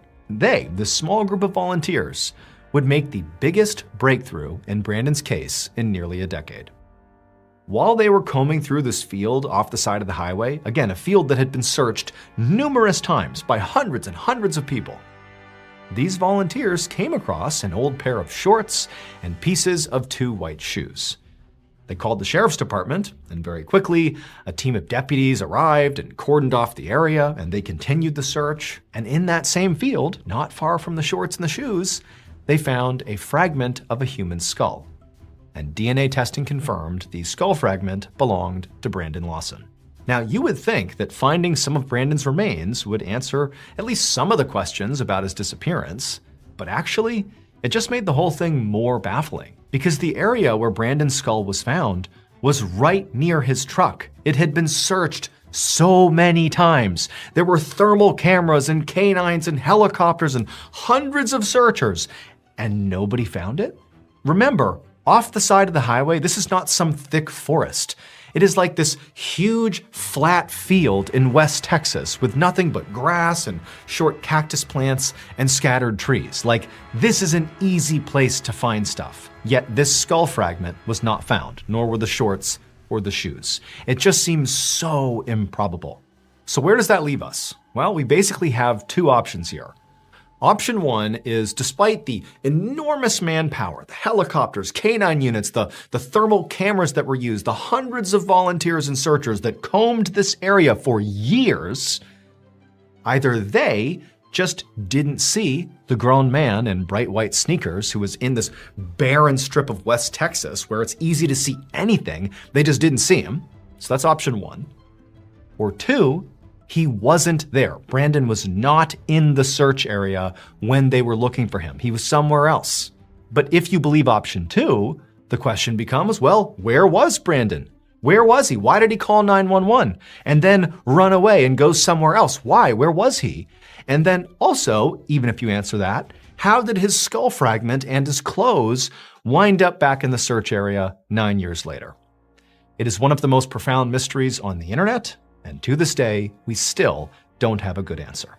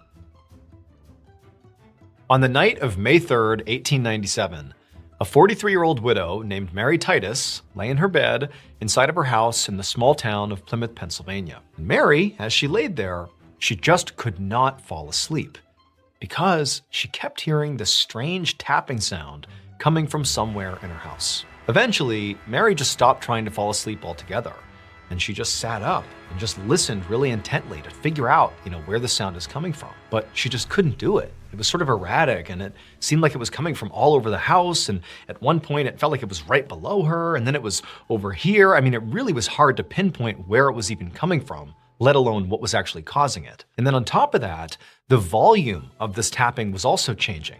Sometimes it would get really loud, and then it would be super faint, and she could barely hear it. But it was still there, somewhere in her house. But then, sort of inexplicably, the tapping sound just abruptly stopped. Mary is sitting up in bed, it's 2, 3 in the morning, and it's just silence in her house. And at that point, Mary told herself, okay, well, clearly it was some animal, or maybe it's a branch tapping on the outside of her house or something. She's rationalizing the sound. It's gone now, so it can't be harmful, and I should just stop thinking about it and actually go to sleep now. But shortly after laying her head back down on the pillow, when she was almost asleep, she started hearing this sound again. And again, she just could not tell where it was coming from. Now, Mary, she was a widow, but she did have somebody else who lived with her in the house. It was her daughter, her 18-year-old daughter, whose name was Cora. Cora's father and Mary's husband had passed away tragically 11 years earlier in this terrible mining explosion. And really, even though it had been 11 years, Mary and Cora were still very much living in the shadow and the grief of, his death. This is something that they really had never been able to move past. And so as Mary is laying here in bed and she's hearing this tapping sound starting again, part of her thinks maybe it's Cora, maybe she's doing something. But really what was going through her head when this tapping sound began again was how utterly alone she felt and how badly she missed her husband. Like she really just wished he was here, because then she would have told him, hey, go investigate. I'm going to stay here. You go make sure the house is safe. But obviously he was gone. He'd been gone for over a decade. And so eventually, even though Mary really didn't want to get up and go look for this tapping sound, because truthfully, she was just scared at this point, but she's thinking about her daughter, Cora, who's downstairs, and heaven forbid there's some problem in the house. Maybe an animal has literally gotten into the house and it could be hazardous. She doesn't know. So she needs to go and be the brave one and go find out where the sound is coming from and make sure her daughter's okay. And on top of that, her daughter, Cora, had recently had this really bad case of strep throat. And while she was recovering, she really was not back to 100%. And so Mary told herself, this is an opportunity as much as anything to go down and just check on her daughter and make sure she's okay. And so finally, Mary musters the courage and she takes her sheets off and she gets up out of her bed. And at the same time, the tapping is sort of rocketing all around the house. It's all over the place. And right as Mary steps onto the ground, she's out of her bed, the tapping stops. Mary starts walking towards the door and there's nothing. She gets to the door, she opens it up, she listens, she's looking out, but there's nothing. And the house is completely silent. And there was something kind of eerie about it. It's like the sound was responding to Mary's actions. And suddenly all of Mary's courage evaporated. And she thought, you know what? The sound has stopped. Everything's okay. I'm sure Cora's okay. I'm getting back in bed and I'm going to sleep. And that's what she did. She rushed back to her bed. She did not go check on Cora. She just got under the sheets, pulled them up to her chin, and just hoped the sound wouldn't come back. And it didn't. And eventually, Mary fell asleep. The following morning, when Mary woke up, she immediately kind of took stock and realized, okay, I'm okay. Everything seems fine in the house. She listened and didn't hear any knocking sounds. And she quickly got up, she got dressed, she went downstairs into the kitchen, and Cora was actually already down there doing some needlepoint, and she seemed perfectly fine, albeit still recovering from her strep throat. But she was okay. She was in the kitchen in good spirits. And so Mary just kind of, breathed a sigh of relief here. Even though, again, she really has no idea what that tapping was. She has no idea if it was sinister or not. This could be totally benign. But there was just something uneasy about it. And so it was just really nice to come down here and have life be totally normal. And so pretty quickly, Mary just fell into her everyday routine. She began prepping some food for her and Cora to eat, and then she and her daughter just started chatting. At no point did Mary bring up the tapping sound, in part because she didn't really even know what they meant. She was kind of spooked by it, didn't want to scare her daughter, so it never came up. But they're chatting, having their completely normal morning, when suddenly there's very clear and fairly loud tapping that starts not in the kitchen, but below the kitchen, in the cellar. And as soon as the tapping starts, Mary immediately stops because she recognized it as the same sounds she was hearing the night before that spooked her so badly. And she looked over at Cora without saying anything, just seeing if maybe Cora heard the noises too. And Cora as well is looking at her mom like, did you hear that? And Mary's like, you heard that too? You heard that tapping? And Cora's like, yeah, I think it's coming from the cellar. And Mary, she's like, I could have sworn I heard that tapping last night. It was actually keeping me up. And Cora, she said, well, it sounds like it's in the cellar. Maybe we have mice down there and they're rummaging around or something. That's probably what it is. And so Mary, who at this point is desperate to find a logical, non-scary explanation for what's going on here, just immediately goes down the stairs into the cellar and begins looking for mice. That would prove that's all this is. It's mice making these sounds. But when she's down there, she's looking around and there's no mice, there's no sign of mice. And as she's down there, she starts hearing the tapping again. But now it's not coming from the cellar where they thought the sounds were originating. It's coming from somewhere above her. And as soon as Mary hears this tapping sound, she hears Cora reacting to it upstairs in the kitchen, like she was kind of startled by it. And so Mary runs back upstairs to the kitchen. She looks at Cora, and Cora is visibly distressed because she's like, I heard it. It was in here. It was in the kitchen or somewhere nearby. I didn't see anything, but I heard it. As soon as you went down there, I heard it. And so at this point, Mary is undeniably scared. She doesn't know what this is, but it's gotten to the point where she cannot deny there is something strange happening in her house. Her daughter has now fully corroborated that. And so Mary said, you know what? I'm going next door. They had a friend who lived next door, a guy that actually used to work with Mary's husband, who was sort of like their handyman and the guy they would call on to kind of help them around the house. And so Mary, she left her house and she went next door, knocked on this guy's door. And when he came, she explained that there's something happening. There's knocking sounds happening in my house. It's scaring me and Cora. We can't figure out what it is. Can you please come take a look? And he was like, absolutely. I'll be over in a second. And so Mary goes back to her house and she and Cora are standing in the kitchen and periodically they're hearing these tapping sounds. And then the neighbor, he comes over. He comes inside and right away, when he comes in, he starts to hear the tapping too. And Mary's like, what is that? And Cora, she's totally spooked. And the guy's like, I think it's your pipes. I think that's all this is. It sounds very much like your pipes are banging against the wood inside your house or something. So let me just check your plumbing. That's probably what this is. And so Mary and Cora, they're like, great. He seems pretty confident that that's all this is. And so Mary and Cora, they kind of hover around the neighbor as he begins to check the kitchen and the bathroom plumbing. But as he's checking all the pipes and the fittings and kind of looking for the origin of these strange tapping sounds, he realizes as he's checking all these different areas that as he's checking them, the tapping sound is persisting and it's not coming from the pipes. Sometimes it sort of seems like the tapping is coming from near the pipes, but other times, as he's working right here, the tapping sound is coming from somewhere else on the other side of the house. And eventually, Mary and Cora started to sense that the neighbor, who had come in very confident that this was no big deal, was starting to show signs that he too felt a little uncomfortable, like something was off here. And then, sort of out of nowhere, when the tapping got really loud, and it was now apparent, not only to this guy, but also to Mary and Cora, that the tapping could not be coming from the plumbing, because it's nowhere near here, it's behind us. And the man, he turned around and he looked at Mary and Cora. His face is ashen, he really looked pretty upset. And he said, the last time I heard this sound was in the mine. It was when your husband was killed in that explosion. He died, but other men got trapped in the mine behind all this rubble from the explosion, and they couldn't get out. And they were tapping on the rocks over and over again until they all died. That's what this sounds like. After that, the man just got up and hastily left and just told them, I'm sorry, I can't help you. And he was out the door and back over to his house. And so Mary and Cora, they're left wondering, what do we even do? Who do we talk to? What's happening here? But for Mary specifically, even though she couldn't believe that this guy had just told her that, what a horrible thing to tell her. I mean, he knows she's grieving the loss of her husband. How could you possibly say that to me? But she's thinking about what he told her.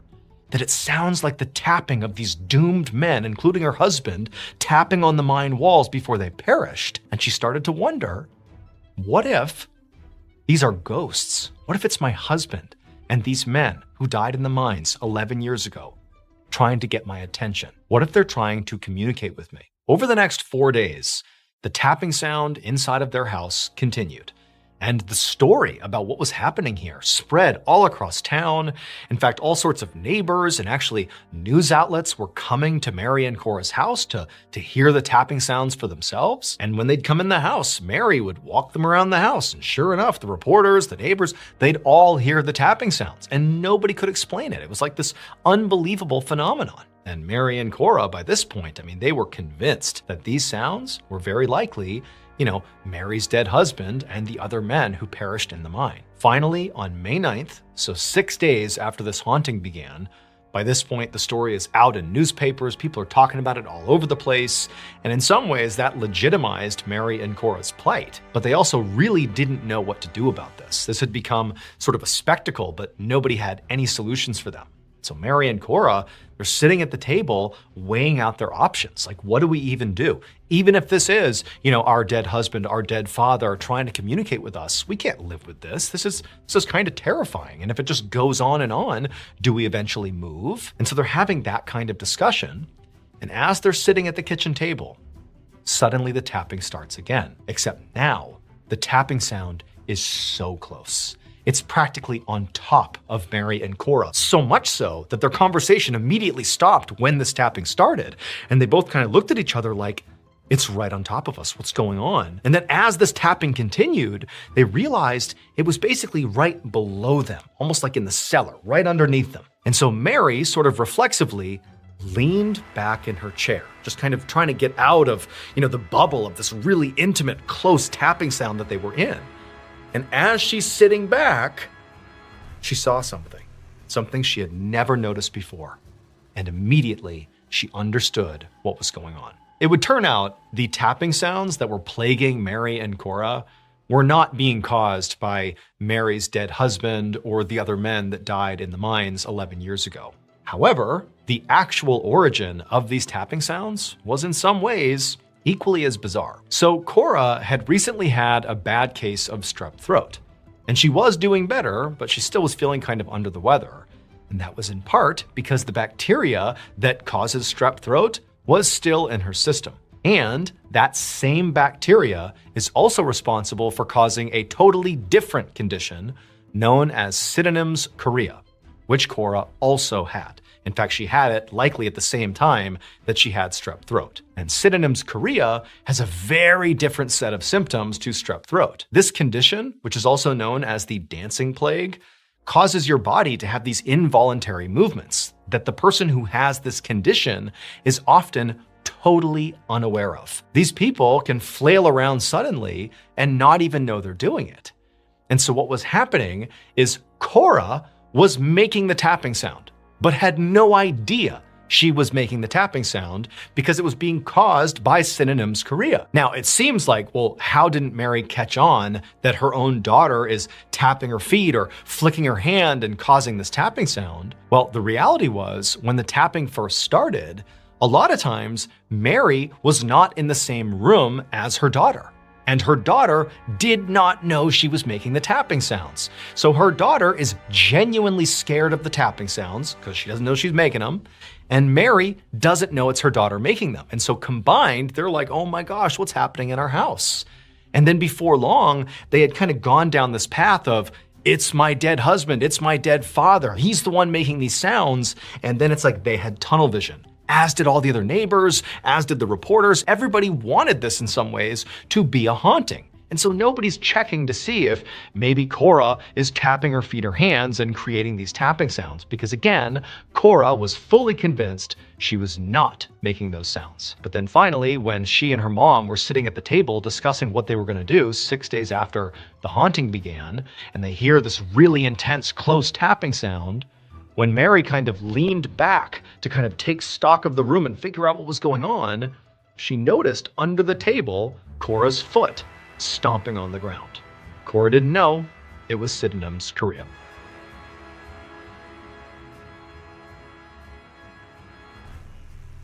Dennis owned an antique shop right in downtown Portland at the base of the Burnside Bridge, which is considered the gateway to the city. Because Kevin owned this antique shop, he was always at yard sales and estate sales looking to find the next thing he could sell at his shop. And so one day there was this estate sale over at this woman's house. She had just passed away. She was about 103 years old. She was a Holocaust survivor, and her estate was being sold. And so he goes over to the house and he sees the way they're selling all of her items is by bundling them in different lots. So depending on what item it was, they'd be bundled with similar items and then sold as a package. So the people there would be bidding on the whole lot. They couldn't buy individual items. And Kevin had his eye on one particular lot called Lot 29, and Lot 29 included a couple of small tools that he wanted to sell in his shop.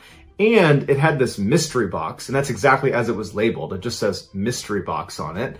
And he was intrigued by it. And so he placed a bid on lot 29, and ultimately he won the bid, and he was really happy about it. So he takes the contents of lot 29 and he wheels them over to his car. And as he's loading stuff into the back of his car, someone behind him says, "Oh, so you went with the Dybbuk box, huh?" And Kevin in his head went right back to his childhood, because growing up, he had always been scared of Dybbuks, because a Dybbuk is a malevolent spirit in Jewish folklore, and Kevin was Jewish, and so his parents used to say, "Oh, you better not do that, Kevin, or the Dybbuk's gonna get you." And so he grew up terrified of Dybbuks, and so his interest is piqued. And Kevin turns around and he says, "Did you just call this box a Dybbuk box?"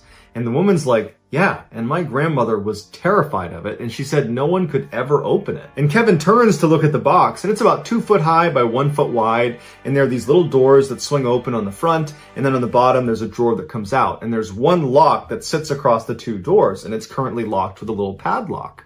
And he looks up at her and he goes, "Why can't you open it?" And the woman just says, "We never knew, but our grandmother would always go every time we said the word Dybbuk, and so it was weird enough that we just never asked any questions and we stayed away from her Dybbuk box." Kevin agreed that was pretty weird, and he finished loading his car, shut the trunk, said bye to the woman, hopped in his car, and he drove away. And he never really gave it a second thought. At this point, he's not thinking the Dybbuk box is anything malevolent. He thinks it's just some random chest that he won at an auction. Kevin drives back to his antique shop and he begins unloading all the things he won at the auction. He brings them inside and he brings them downstairs, because the top floor, the main floor, was really where he sold things. When he got new items, he would bring them downstairs to his warehouse of sorts, which was much bigger than the first floor, had lots of rows of shelving, and it had a workstation down there. He would bring his new things down there and he would price them and get them ready before bringing them back up. And at some point, he brought the Dybbuk box in and he brought it down and he put it on the back table. He was about to just leave it there and go back upstairs when suddenly he became really curious and he really wanted to open the Dybbuk box. And so he goes over and he kind of yanks on the front 2 doors. He doesn't want to damage it, but he can tell this lock is relatively new and it's not just going to come off. And so he doesn't have the key to it and he doesn't have a way to clip the lock. And so he takes a screwdriver and he basically wedges it underneath the actual metal clasps that are attached to the wood. And he slowly kind of bends it up and bends it off and pops it out of the wood. And as soon as he does that, the doors swing open and there's like a mechanical device inside of the Dybbuk box that activates the drawer. Basically, anytime the doors open, the drawer also opens at the same time. And Kevin remembered thinking how silly it was that this kind of old, crummy looking wine closet had this fairly complicated mechanism inside of it that still worked. Inside the Dybbuk box were 2 pennies from the 1920s. There was a used candle. There were 2 locks of hair. There was this small tombstone that said Shalom on it. And there was also a small wine goblet that was inside. And that was it. And Kevin immediately thought, well, this is just some older woman's keepsake. And these things maybe have sentimental value to her, but they don't to me. And so he shut the Dybbuk box, pushed it to the side of the desk, and walked upstairs and didn't give it another thought. Kevin had one employee at the antique shop. Her name was Jane. She was a younger woman. She was an incredible saleswoman, and Kevin thought very highly of her. And so the day after he had brought the Dybbuk box into the antique shop and put it downstairs on the desk, he needed to run out and do some errands, and so he put Jane in charge of the store. And so Kevin leaves, and Jane locks the front door to the shop behind Kevin because she needed to go downstairs and get a few items that she wanted to bring upstairs to sell that day, and it was before opening time. So front door's locked, no one else is inside the shop, and Jane goes down into the basement. Once you went down the wooden steps into the basement, you'd be looking out at this huge room of all these industrial shelves that run the length of the room where they would keep their antiques and other valuables on. And the lighting down there was never that great because they used these long fluorescent tube lights that at best cast a kind of subtle yellow glow on everything. They were not particularly bright. And it was a real pain to actually go up and change them because you needed to place a ladder, but the ladders were not perfectly aligned with the lights. You basically had to reach over the shelving where all the antiques were, and you ran the risk of knocking things over. And so a lot of times Jane and Kevin would wait until you were down to like 1 or 2 crappy working lights before they'd say, okay, we really got to go up there and replace some of these bulbs. And so as it happens, this day, they're down to like 2 or 3 working lights. So in classic horror movie fashion, she's going into this dingy basement with very poor lighting. And so once she gets to the bottom of the steps, she walks to the far end of the room, a little bit away from where the Dybbuk box was placed on that back table. She's in the other corner in the back of this basement, and she's getting some things off the shelf when all of a sudden she stops, and she can't help but shake the feeling that she feels like someone is watching her. Now, she is down in this basement all the time, whether it's well lit or dark, whether Kevin is there with her or she's alone. This is a place she goes all the time, and she's never had this feeling before.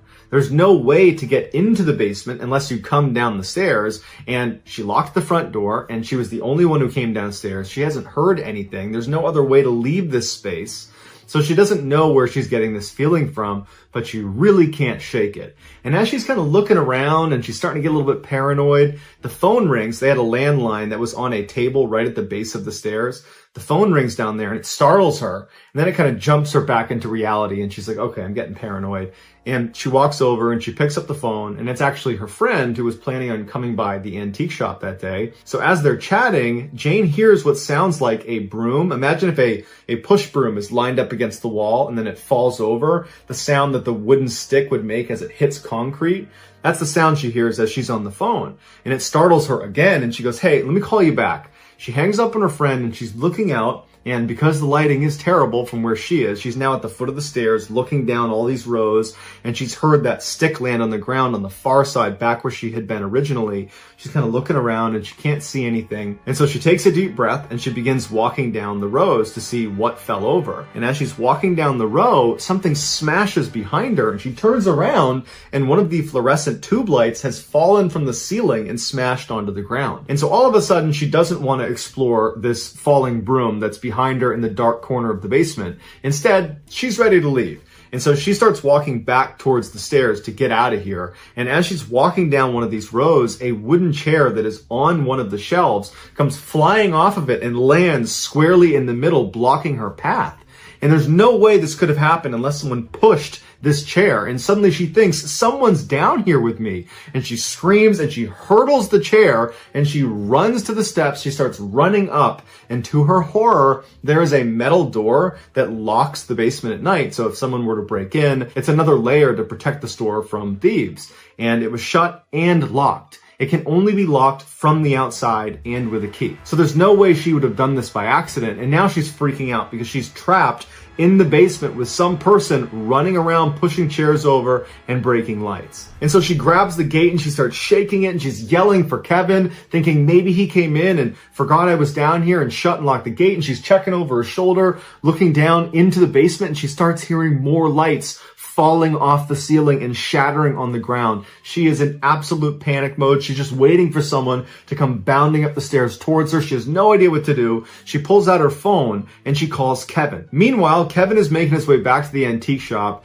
He's only a couple minutes away and he sees his phone ringing that was sitting on the passenger seat, and he picks it up and it's Jane, and he answers, and immediately Jane is hysterical and she's screaming that someone's in the antique shop that's breaking things. And Kevin's like, slow down, what's going on? And all he can hear in the background is the sound of what sounds like glass shattering and things falling and breaking. And he's like, wait, what's going on? Are you okay, Jane? Like, where are you? And he hears her say, someone's in the basement. And he goes, well, where are you? And she's like, I'm in the basement. And he was like, get out of the basement, call the police. But as he's trying to get her to do that, the phone cuts out. Kevin was only about a block away from his shop, so he floors it to his shop. He parks outside and he's thinking to himself, what am I walking into? Is there going to be like an active burglary going on? Is she going to be held hostage? Like, are the police going to be there? But he just knows he needs to get in there to Jane, and he gets to the front door and it's locked. So he unlocks the front door and he goes inside and it's silent. And he's looking around. There's no damage to the first floor. There's no damage anywhere.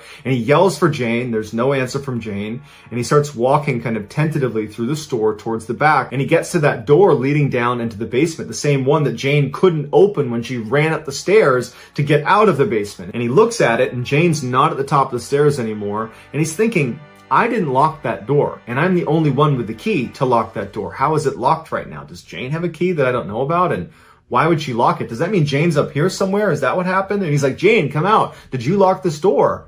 But Jane's not on the first floor, and their first floor is very small. And so he thinks, okay, she has to be downstairs. And so he opens up the gate, he swings it open, and he starts walking down the steps. And he's really cautious as he's going down because, again, he has no idea what he's walking into. He hits the lights, but the lights don't work down there. And as he starts to bend around the corner where he can actually see into the basement, he sees Jane sitting at the chair right next to that table where that phone is. And she's just sitting there kind of stunned. And he goes to Jane and he's like, what happened down here? And he glances out quickly at all the rows and he sees all this furniture that's come off the shelves and there's glass all over the ground. And he's looking at Jane and Jane's just showing no reaction. She's sitting there like she's in shock. And he turns to Jane again and he says, come on, you got to tell me what happened down here. And Jane just goes, I don't know. I don't know how to explain what happened down here. I was walking down the row and then I felt like someone was watching me and then things are falling off the ceiling and the shelves. I've never seen anything like this before. Now at this point, Kevin's adrenaline is through the roof. He came charging in here thinking he was going to have to save Jane from some person breaking in and breaking stuff. But as far as he can tell, there's no one here but Jane.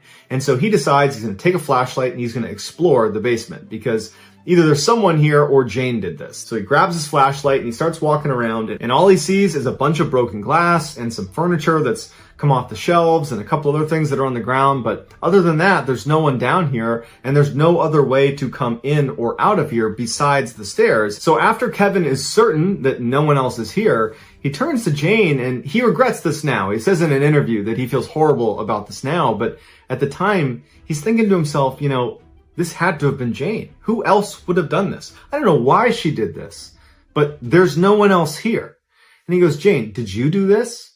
And this is when Jane's emotions came through because before she was in shock, now she's mad. And she goes, F you, Kevin. And she leaves and she doesn't say another word to him and she doesn't come back. She quits on the spot. But at the time, Kevin believed she had done it. So he was kind of like, oh, well, he was not even a little bit thinking the Dybbuk box had anything to do with this. Just a couple of days after the basement incident, Kevin's mother was supposed to come by the antique shop and the two of them were going to leave and get lunch together to celebrate her birthday. As soon as she walked into the shop, Kevin goes, hey mom, I got a gift for you. And he brings over this wrapped box and he sets it down on a table right in front of his mother who's sitting on a chair. And he unwraps it and it's the Dybbuk box. Before Kevin can explain what it is, the phone rings at the other end of the store and he was expecting a call and he goes, hold on mom, I got to get this. And he goes to the back of the store to answer the call while his mom is just sitting there looking at the box. And so while Kevin is at the other end of the store, his mother opens the Dybbuk box and she says she had to sit down as soon as she opened it because she had this unbelievable, overwhelming sense of dread as soon as the doors were open. And she's staring at it like she can't take her eyes away. And then all of a sudden she has a massive stroke.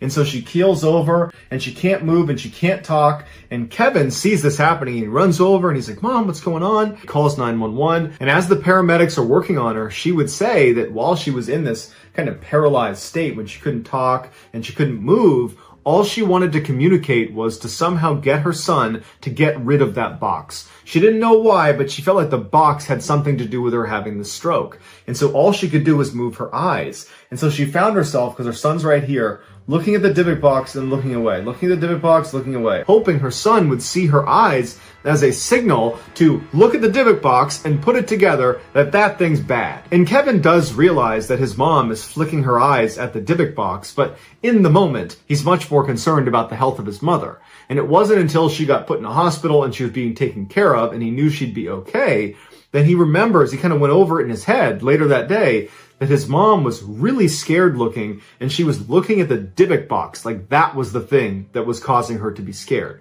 Not the stroke, the Dybbuk box. And Kevin starts thinking to himself, I don't know, there's something off about the Dybbuk box. Either it's really bad luck or there's some truth to you don't open up this Dybbuk box. Either way, I don't want to take any more chances because so long as I've owned this thing, I've had a horrible thing happen in the basement and now my mom's had a stroke. So I want to get rid of it. So Kevin puts the Dybbuk box at the front of his antique store and he puts it up for sale. And very quickly, a young couple came into the store and they bought the Dybbuk box. And Kevin's relieved. He's like, thank goodness that bad luck charm, that whatever's going on with that thing is gone and out of my life. But just a couple of days later, he was in the back of the shop when he heard the door open and then the door shut. And he walked out expecting to see some customers, but instead he sees the Dybbuk box that's sitting right inside his store. Someone must have just dropped it off. And so he walks up to it and he sees there's a piece of paper that's been taped to the top of the Dybbuk box and there's writing on it. And all it says is, "This has an odd darkness about it." This really freaked Kevin out because in a way, it was like other people were confirming that something was wrong with this box. Kevin did not want the Dybbuk box to be in his store. So he put it in his car and he drove back to his house and he put it in his storage locker and he locked it up and then went back to work for the day. That night when he went home, he went to bed and he had this dream. Or in the dream, he's walking in this courtyard and he's holding the hand of this woman who he believes is his friend, and he trusts this person, and the area he's in feels very friendly, and it's a very positive dream. And as he's walking, all of a sudden, this person starts to pull away from him, and he can't move anymore, and he's losing the grip on this person's hand. And they keep moving and moving until their hand is out of his, and they disappear into the corner of the courtyard where it's totally dark. And so he's looking into the darkness, waiting for his friend to come out again, and he can't move. He's anchored to the spot, and as he's looking, he sees what looks like an old woman walking out of the mist, and her head is down, and he can't tell what she's doing, and she's pretty far away, and she's walking closer and closer to him, and when she's about 5-6 feet away, she raises her head up, and her whole face is falling off. All the skin is falling off of her face. It's rotting. She's like a corpse, and she raises her hands up in front of her, then she grabs his face and begins pulling off pieces of his face until he suddenly wakes up. Kevin had to compose himself in bed because he was so scared from the dream he just had. He sits up and he goes into the bathroom to get a sip of water, and as he walks past the mirror, he notices there are marks on his shoulders and his arms that he did not have before. It looks like bruising almost. And he's looking at them and he's thinking, no way. That has nothing to do with the dream. This is just coincidence that, she was grabbing me in this area in the dream and now I have marks there. It's just coincidence. And so he kind of writes it off and he goes back to bed. And he has the same dream. He gets up again and he's breathing heavily. He's sweating because he just had the same dream. It was this terrifying dream. And he goes back into the bathroom and now his entire back is covered in bruises. He has bruises all over his back, all over his arms. He's got red marks on his neck. And now in his mind, he feels like it has to do with the Dybbuk box. The Dybbuk box is now in my backyard. It's not a coincidence that all of a sudden I'm having these horrific dreams that are apparently manifesting themselves in bruises and marks on my actual body. And so Kevin is done with the Dybbuk box, and instead of going back to bed, he goes to his computer and he puts the Dybbuk box on eBay up for sale. And that night, 2 college kids named Sam and Brian, who lived in Missouri, they buy the Dybbuk box, and Kevin could not be happier to package that thing up and ship it off. Sam and Brian had seen the ad on eBay for the Dybbuk box, and at first it did not seem remarkable, but they saw that Kevin had given this really detailed description of all the strange things that had happened for him since he owned the Dybbuk box. And I think clearly Kevin's angle was he was almost trying to advertise it to groups of people that might be interested in that. And Sam and Brian were exactly that demographic because they were looking for things online that were considered haunted. They wanted to see if ghosts and the paranormal were real. And so they were eager to buy the Dybbuk box and test it out. And so 3 weeks later, when this package finally arrives in Missouri at their house, Brian was still out at class, but Sam was home. So he receives the package. He eagerly brings it into the kitchen, he unpackages it, and he sets it on the kitchen table. And just a few minutes later, Brian comes home, and Brian would say in interviews that when he walked in, it smelled like someone had peed all over the apartment, like there was urine everywhere. And he's walking around thinking, what happened? This smells so bad in here. And he walks into the kitchen where it was the strongest smell, and there's Sam proudly standing next to this awful looking chest, which was of course the Dybbuk box. And he realizes, Brian does, that the Dybbuk box is what smells like urine. And he goes, Sam, do you smell that? And Sam's like, yeah, that's the smell of ghosts. Sam would pick it up and go, ooh, to Brian as soon as he walked into the kitchen. And Sam joked about how he couldn't wait to sleep in the same bed as the Dybbuk box. They were just making a big joke out of it. Sam had also set up a blog where he was going to document everything that happened from day one of receiving this Dybbuk box to whenever they got rid of it or till whenever something happened. And for the first 2 weeks they had the Dybbuk box in their possession, nothing did happen. But when Sam started bringing the Dybbuk box out and leaving it right in the middle of these huge parties they would throw, where people were spilling beer on it and they were opening it up and putting things inside of it and making jokes with it, when they were doing that to the Dybbuk box, suddenly they started seeing a pretty significant uptick in strangeness inside of their house. It started with their technology. Sam's laptop crashed and the hard drive was unrecoverable, so he had to replace his laptop. All of their watches just didn't work while they were in the house. No matter what they did, no matter when they fixed it, the watch just simply did not work. Their Xbox would not turn on, but when they brought it to another person's house, it worked just fine. It just couldn't work inside of their house. And the toaster, anytime you turned it on, it basically immediately incinerated whatever you put inside of it. But none of these technological difficulties were frightening to Sam or Brian. They were just frustrating. And I don't even think they were connecting them with the Dybbuk box. It was just this thing that was happening to them. It wasn't until the light bulbs in their house started bursting in the middle of the night that they started to get pretty creeped out about some of the things that were happening in their apartment. That now all of a sudden it did seem like, maybe if the Dybbuk box really is cursed, this might be how it would manifest. And so they'd replace the light bulb, and then sure enough it would burst again. And they couldn't keep light bulbs in because they kept popping. And so their house was dark a lot of the time. But the worst part was when they had this massive insect infestation inside of their apartment. And they were really localized around the Dybbuk box. All these insects would come out of the walls, out of the toilets, out of the sink. They'd come from behind the fridge, and they would all kind of like converge on the Dybbuk box and go inside of it. The Dybbuk box at one point was swarming with insects all over it, and they had to shut the door. They couldn't even go in the room with the Dybbuk box because it was just covered in insects. But despite how scary this was for the boys, they had become kind of like a cool talking point on campus because of Sam's blog that a lot of other students were following. And so the boys kind of liked the clout they got with that, and they decided they didn't want to get rid of the box after all. But it wasn't long after the insect infestation that Sam began losing all of his hair, and at the same time, he started having this constant hallucination that there was an old woman in his peripheral vision on either side of his head pretty much at all times.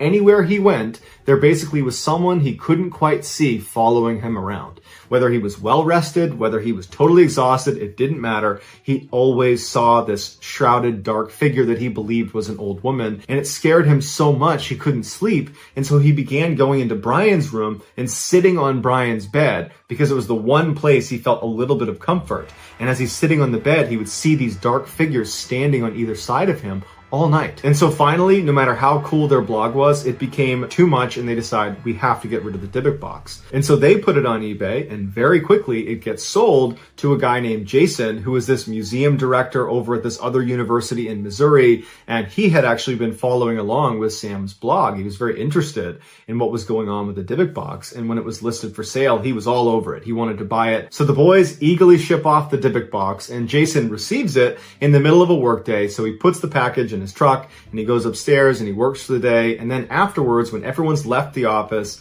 he goes downstairs, gets the package, brings it back up to his office, puts it on his desk, and he cuts open the packaging. Jason decided he wanted to evaluate the Dybbuk box the way he would evaluate any other antique or item that was coming into the museum that he was the director of. And so Jason starts by taking a whole bunch of pictures all around the outside of the Dybbuk box, and then he gets his blacklight out and he begins scanning around the outside, and he finds all these traces of wax all over the outside, which leads him to believe this was probably used in some sort of ritual. And then he takes a deep breath and he sits down right in front of the Dybbuk box, and he pops off the lock, and he gets ready, and he opens the doors, and the drawer slides out with that whole mechanical device. It all kind of comes open, and Jason's totally let down because nothing happens. And part of him thought, like, if this thing is haunted, as soon as you open it up, the haunting's going to begin.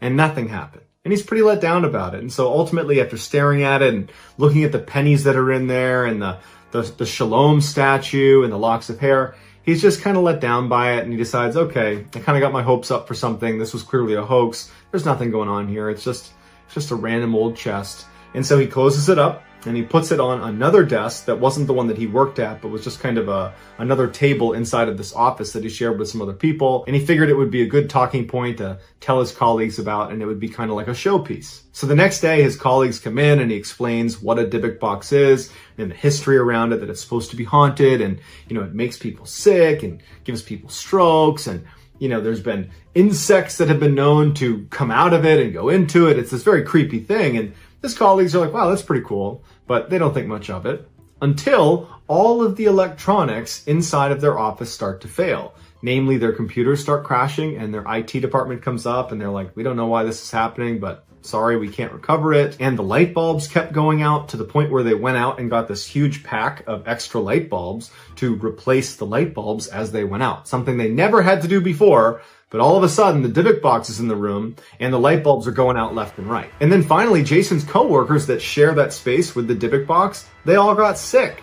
And they blamed the Dybbuk box. They said, you know what? We were fine until that thing came in here. Now all of a sudden our computers don't work, the lights don't work, and we're getting sick. Get rid of it, Jason. So that day after work, Jason goes and takes the Dybbuk box, puts it in the back of his truck, and his truck had a cover on the back. So he secures it in the back, he drives home, and he doesn't want to bring it inside because it just seemed weird to bring a cursed object inside that his coworkers just made him get out of their space because it was making them sick and it was ruining their things. So he thinks, okay, I'll leave it in my truck overnight and I'll figure out what I'm going to do with it tomorrow. He goes inside, he says hi to his family, and before long it's time for bed and Jason goes to sleep. In order to understand what happened to Jason, you need to understand the layout of his house.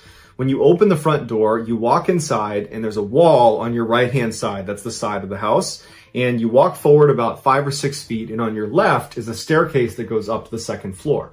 If you walk up that staircase, straight ahead of you is going to be a bathroom. If you go left and walk down the hall another 5 or 6 feet, you come to the master suite where Jason and his wife would sleep. If you walk through that door, there is a wall on your left where there's a big bay window that looks out onto the street. And there's a big street light that sits right outside that projects very orangey yellow light into their room at night. Even though they have a shade up, it's this orange glow that comes through this window right here on this side. And then on the other side of the room is the bed. And the bed is situated where the feet are pointed towards this window over here, and the head of the bed is against this wall. And it's centered on this wall here. And Jason, if you were looking overhead at the top of this bed, Jason's on the left side, so he's the farthest into his room, and his wife is the closest into the room. So that night, Jason goes to bed and he falls asleep. But just a couple hours later, he wakes up suddenly and he can't move his body. He can only move his eyes. He's laying on his back, and the light from the street light is very strong. It's this orangey glow in their whole room. And he's laying there trying to move his hands and his legs, but he can't do it. And as he's doing that, he starts hearing footsteps out on the stairs. And they're distinctive sounds. Slow, plodding steps all the way up to the second floor. And Jason's laying here with his eyes looking towards the door because his door is open and he can barely see into the second floor landing. And he's waiting to see who came up the stairs. And his heart's racing and he's looking, and out of the corner of his eye, he sees what looks like a dark figure begin to walk into the room.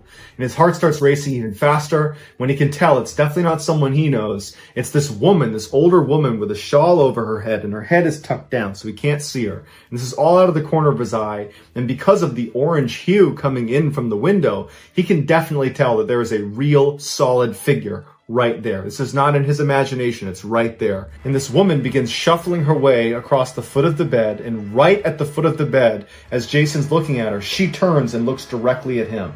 And then she runs around the corner and she looks down at him and she takes her fingers and she drives them into his eyes. And Jason thinks it's real and he's screaming in pain, and he wakes up and his wife is grabbing him and she's like, Jason, what's wrong? And he's like, what's going on? And she says, honey, it's just a bad dream. You're fine. And he's shaken up. His heart's still racing from this dream he's just had.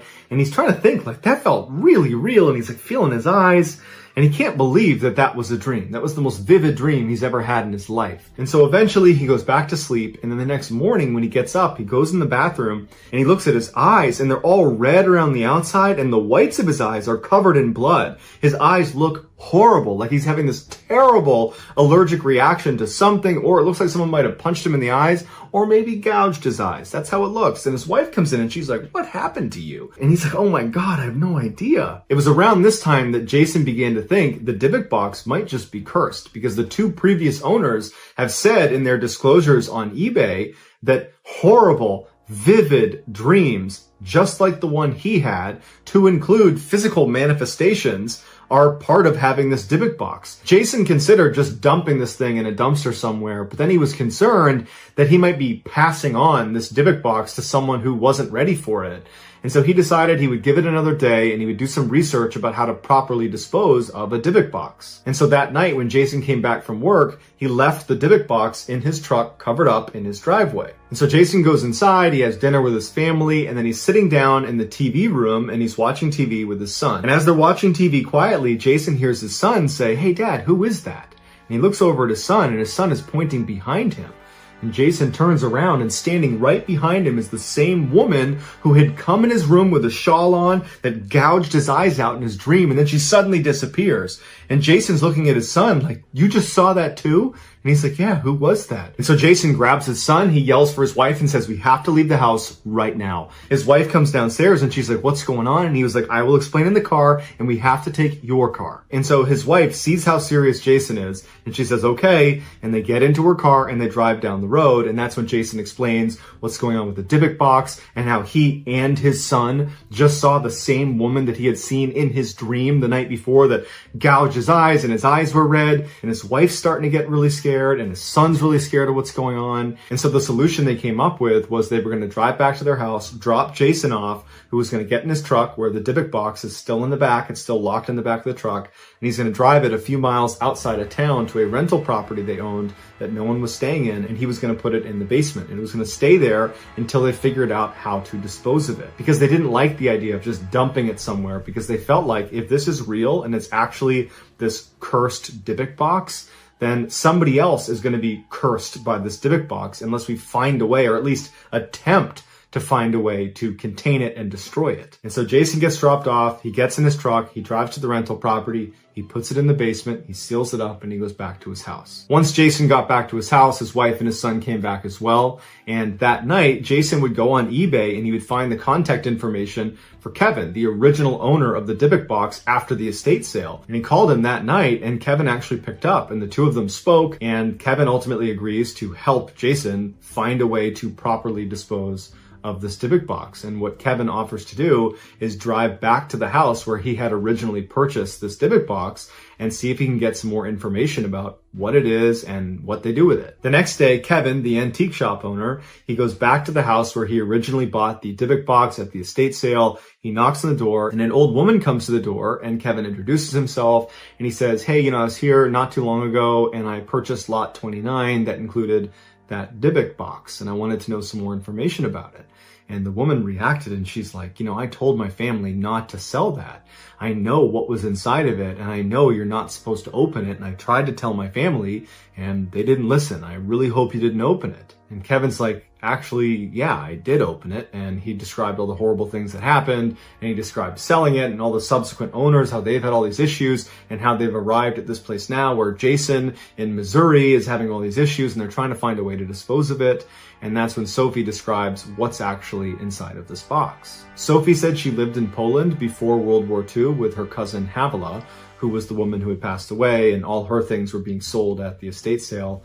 And she said that at the time, it was all the rage to have seances and try to talk to dead people and spirits, and they would just do it for fun. Sophie, Havila, and their mother, they would do this for fun. And Havila had made this Ouija board where she had stitched letters onto this blanket, and they put it over this table, and they would all hold this pendant that was suspended by a chain, and they would ask questions, and they would hope that, a spirit that they were interacting with would interact with this chain, and it would swivel around the pendant, and it would point to the different letters whenever they asked a question, and it would spell out, whatever their answer was.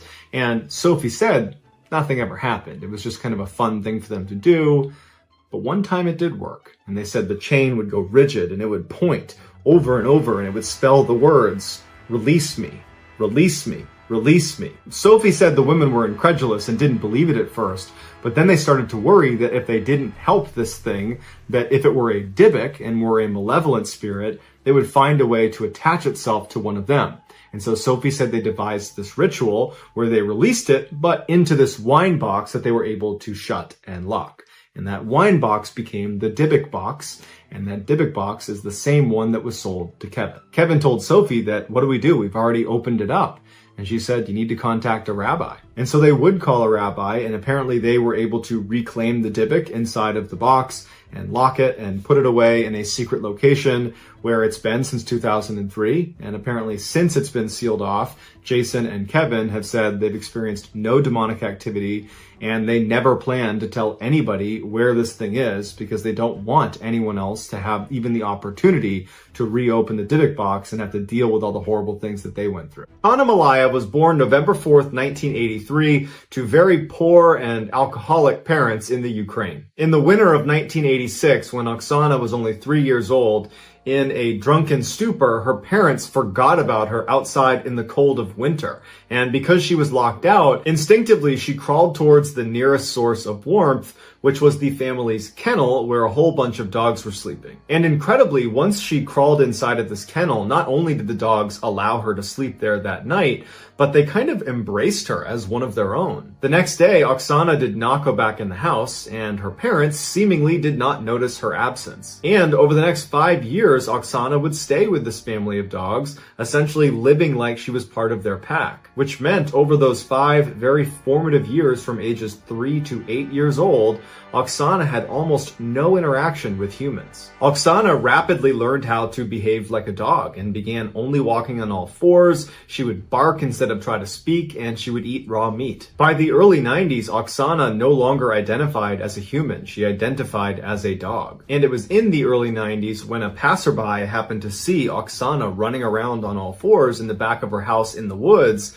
and they called the police, wondering what was wrong with this person. The police show up, and Oksana's dog family runs out and starts barking at the police to protect Oksana, and Oksana would start barking ferociously to protect herself from being captured. But eventually the police would use meat to lure the rest of the dogs away so they could retrieve the child. When she was taken into custody, doctors saw that she not only had forgotten how to walk on 2 legs, she also couldn't speak. And doctors were concerned that because she had had almost no exposure to human language for all those formative early years, that she might not actually have the capacity to speak anymore. Oksana was taken to an orphanage where she would eventually learn how to walk on 2 legs, and amazingly, she would learn how to speak. But despite these incredible gains she made towards re-entering society, her experience living with the dogs had really left a mark on her. Although she could speak, she could only speak in monotone with no rhythm and no intonation, and it was actually difficult to follow what she was saying because of that. A psychologist did an assessment of Oksana and determined that her mental capacity was only that of a 6-year-old, despite being a young adult at the time of this assessment. By the time she was 22 years old and had more or less re-entered society,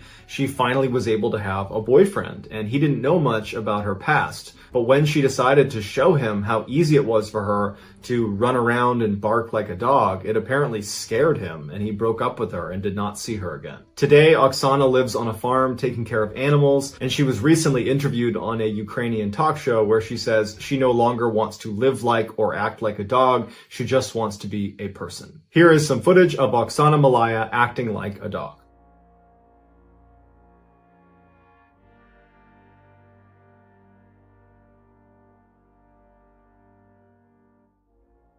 In March of 2015, 68-year-old Tamara Samsonova was having renovations done to her home in St. Petersburg, Russia. A friend of hers, 79-year-old Valentina Ulanova, had heard about Tamara's renovations, and she approached her and said, "Do you want to stay with me while that's getting done?" Tamara was very thankful, immediately said yes, and as soon as she moved in, she immediately started picking up the slack by cleaning up the house and doing the dishes, and made sure she always cooked food for her friend because she wasn't able to pay rent. After a couple of weeks, the renovations on Tamara's home were complete, but Tamara didn't want to leave. She was really enjoying living with Valentina, and so she asked Valentina would it be okay if she stayed a little bit longer.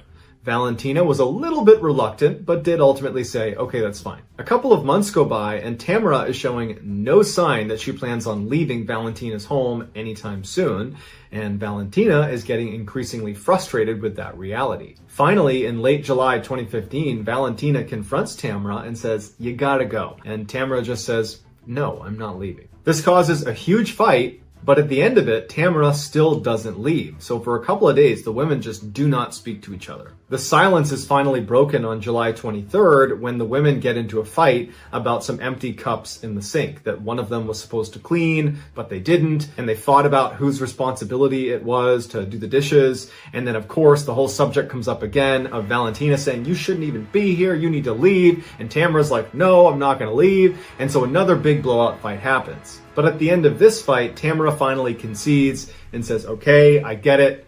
I need to leave. Just give me a couple of days and I'll be out of your hair." Immediately, the tension is gone in the room. They're no longer fighting, and Valentina is happy that she's finally going to get her apartment back. and Tamara says, look, I'll make us dinner tonight. I'll go out and get some food. Tamara leaves the apartment and goes to a pharmacy and gets a whole bunch of sleeping pills, and then she gets the ingredients to a particular salad that she knows Valentina really likes. She goes back, she starts making dinner, and as she's making this salad, she crushes up the sleeping pills and mixes the powder with the salad dressing and gives that to Valentina. And Valentina, who's very hungry, eats the whole salad and doesn't notice anything is wrong. As soon as Tamara was sure Valentina had eaten the entire salad, Tamara just goes up to her room and goes to bed. A couple hours later, at about 2 a.m, she goes back down to the kitchen and she sees Valentina is passed out on the ground. Tamara goes up to her and sees that she's still breathing, which was a disappointment because she wanted her to die from taking all these sleeping pills. But it doesn't matter. She takes out her hacksaw that she had borrowed from the neighbor earlier in the day and proceeds to butcher Valentina.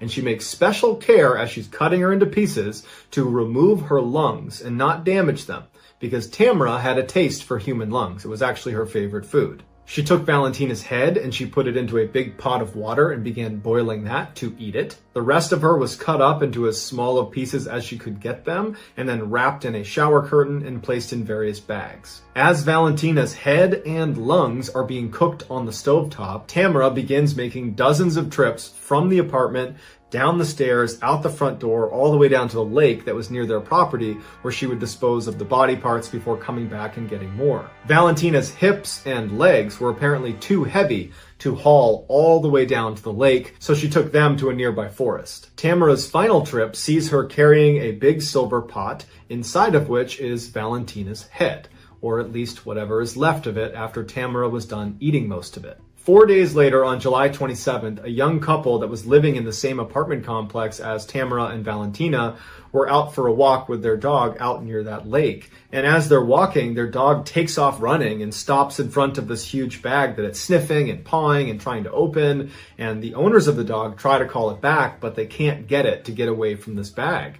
And so the owners walk over and they kind of poke the bag. They can see it's pretty heavy, and they open it up and they find a human torso, and it's Valentina's. When the police show up, the first thing they do is they go to Valentina's apartment, and they're surprised to find Tamara living there. And they're kind of sensitive with her, and they say, your friend, your relative, was just found deceased and we need to look around the apartment. Tamara was completely indifferent. She did not care. They had just discovered her body and she didn't care that they were searching the apartment. It was like she knew someday this was going to happen. During the search, the police officers quickly find blood all over the bathroom and in the kitchen. They even find the hacksaw she used that's got blood on it. And they find Tamara's diary that's sitting next to this book about black magic. And the police are horrified when they see that the diary contains meticulous notes that Tamara had kept of all of the ritualistic killings she had perpetrated over the past 20 years.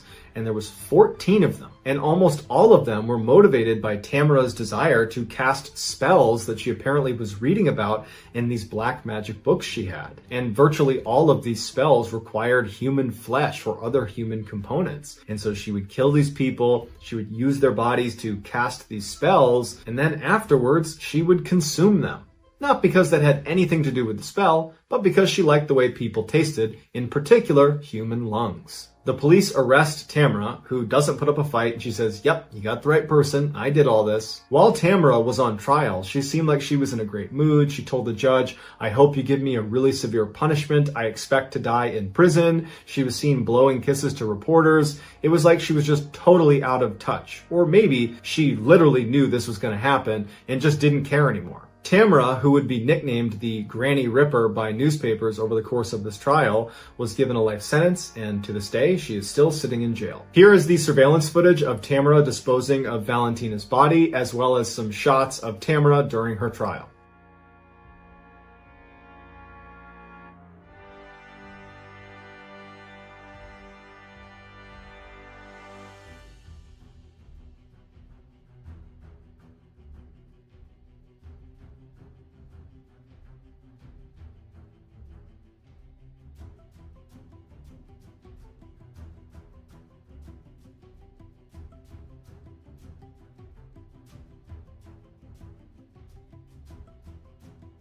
After being apart for many years, identical twin sisters Ursula and Sabina Eriksson were finally reunited on May 15th, 2008. Within 24 hours of their long-awaited reunion, the 41-year-old Swedish sisters boarded a ferry for Liverpool, England. They arrived in Liverpool at 8:30 in the morning on Saturday, May 17th, and their first stop was going to the St. Anne's police station, where Sabina would tell them that she's very concerned for the safety of her kids back in Ireland.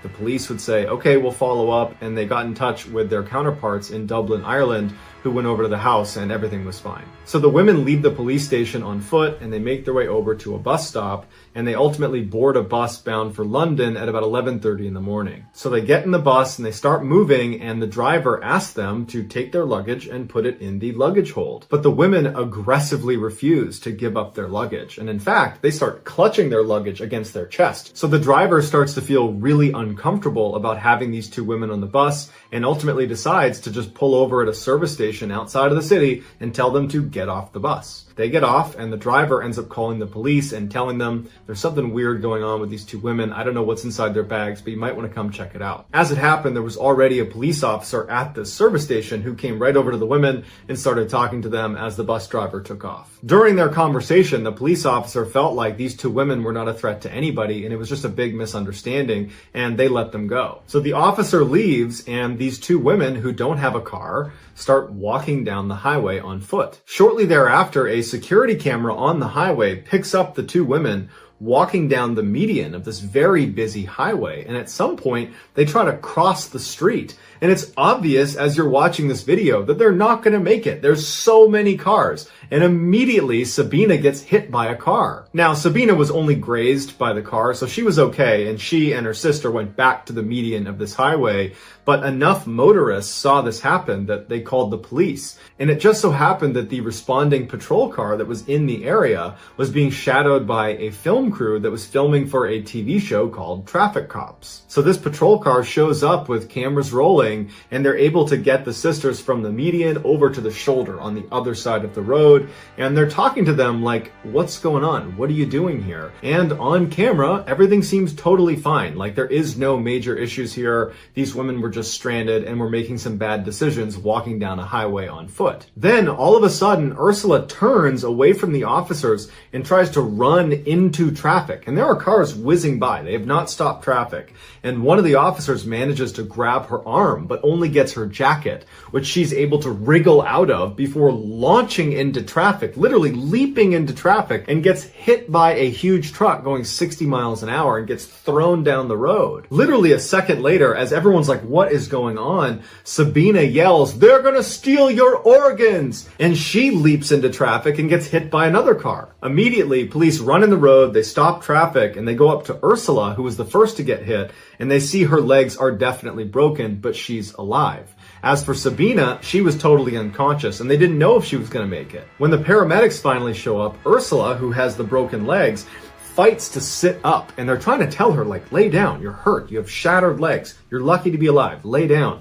She's not listening. In fact, she's violently trying to sit up, and she starts spitting at the paramedics and the police and screaming obscenities at them like they're trying to hurt her. And they're like, we're the police, we're the paramedics, we're trying to help you. At the same time, Sabina regains consciousness, and even though paramedics and police are trying to keep her laying on the ground, she begins fighting her way up and is pushing the police off of her, and finally stands up and literally squares off with one of the police officers and decks her in the face before running down the road. Police would have to run down the road after her and literally surround her as she's got her fists up like she's going to fight anybody that touches her, and they would have to tackle her to the ground and put her in handcuffs just to keep her from hurting herself. Both sisters would be transported to the hospital, and when they got there, they both apparently were acting normal again. Ursula, because of her broken legs, would be admitted to the hospital, and apparently she would stay normal and would eventually make a recovery and would be released. There were no charges pressed against her. As for Sabina, the doctors checked her out, and she didn't appear to have any injuries.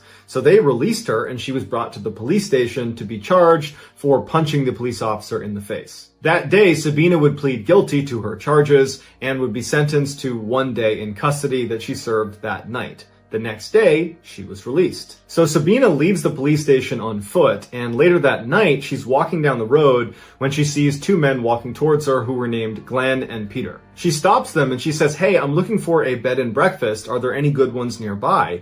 And Glenn would say, "It's funny, I own a bed and breakfast. You can stay at mine." Initially, Sabina seemed hesitant, like perhaps this was a trap, but ultimately she agrees, and the three of them go back to Glenn's B&B. Once they got there, Sabina apparently was constantly looking out all of the windows, acting very paranoid, and then at one point she offers the men a cigarette, and the men accept, and she hands them their cigarette, and she's about to light their cigarettes when she suddenly snatches them out of their mouths and says, "Oh, these might be poisoned," and she throws them in the trash. Just before midnight, Peter leaves, and Glenn and Sabina go to sleep in their respective rooms. The next day, Glenn gets up to make tea and food for Sabina, who's downstairs in the kitchen, but Glenn realizes he's out of tea bags. So he goes outside and he hollers to his neighbor Frank and says, "Hey, can I borrow some tea bags?" Frank gives him the tea bags. Glenn goes back inside. About a minute later, Frank recalls seeing Glenn stagger out of the B&B, clutching his stomach, screaming, "She stabbed me." And apparently his last words were, "Frank, take care of my dog," before he ultimately died. Frank immediately calls the police, and Sabina immediately leaves the B&B and takes off running.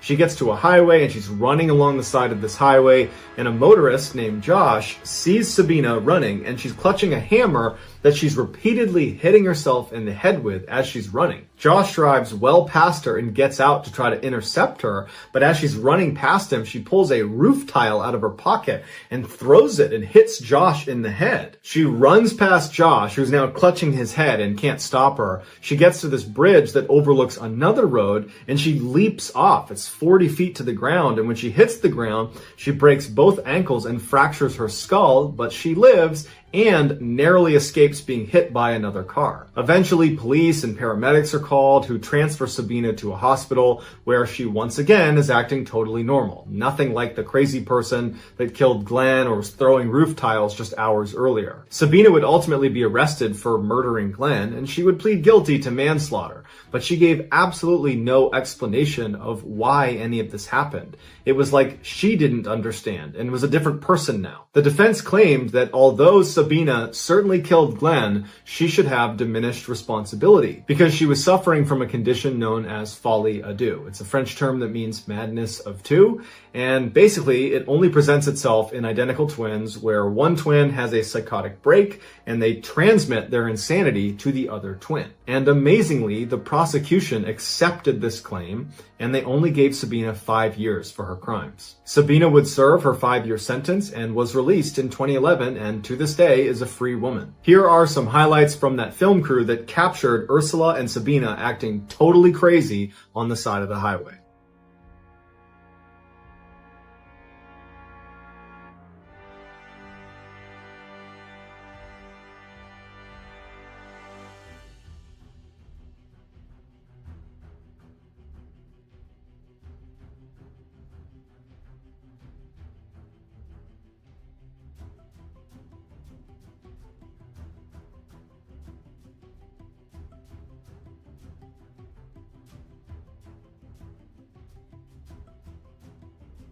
On the advice of his longtime therapist, a 70-year-old man named Art began writing about what happened to him and his family 30 years earlier in 1989. His therapist only knew Art had lost a child and felt very guilty about it, but the conditions under which the child was lost was always very gray, even though Art had been his patient for years and the therapist had repeatedly tried to get more information.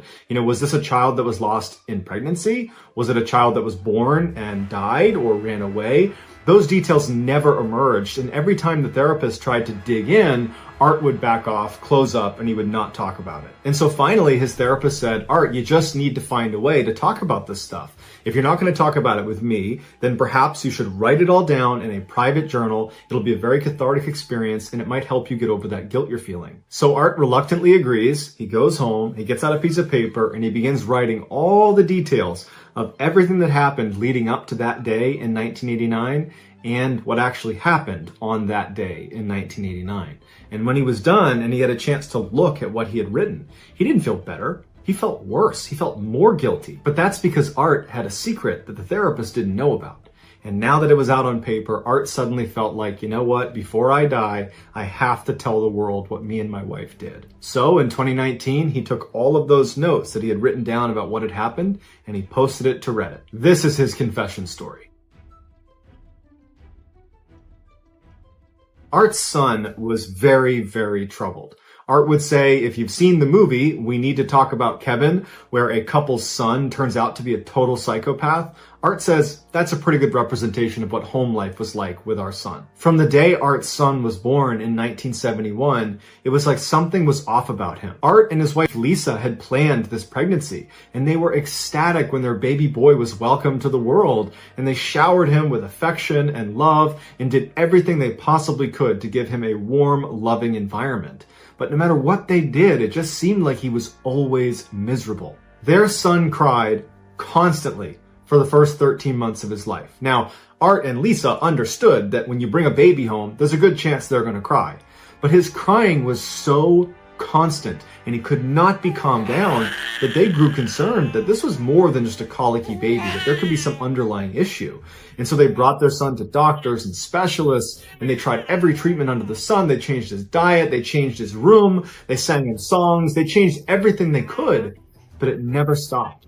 And so 13 months of grinding, grating, no sleep hell. Finally, in the 14th month of his life, he seemed to get over the incessant crying stage, and Art and Lisa were so relieved. It seemed like finally they could just be loving parents and not be so frustrated with their child all the time. But it seemed like now that he wasn't crying, he still was just totally unhappy. His body language and everything about him said, "I'm not happy." Always. Art said that he never saw his son ever have a genuine, joyous smile. The only time he saw something resembling a smile was when his son would grin after causing someone pain or breaking a rule or in some way being bad. And then once his son started walking, all he wanted to do was just destroy everything in front of him. But again, Art and Lisa, they realized that this is all pretty typical child behavior, albeit maybe on the more extreme end of bad behavior, but it's still in the realm of normal child. And they're thinking that they are the reason this is happening. And so they're not blaming their son at this point. They're still doing everything they can to take care of him and love him to the best of their ability. When their son was about 2 years old, he learned how to take off his diaper, and he began sneaking around the house and emptying the contents of his diaper into corners of the house, underneath carpets, grinding it into the carpet, smearing it on the walls. But again, Art and Lisa are looking inward and saying, our child is only 2 years old. It can't be his fault he's acting this way.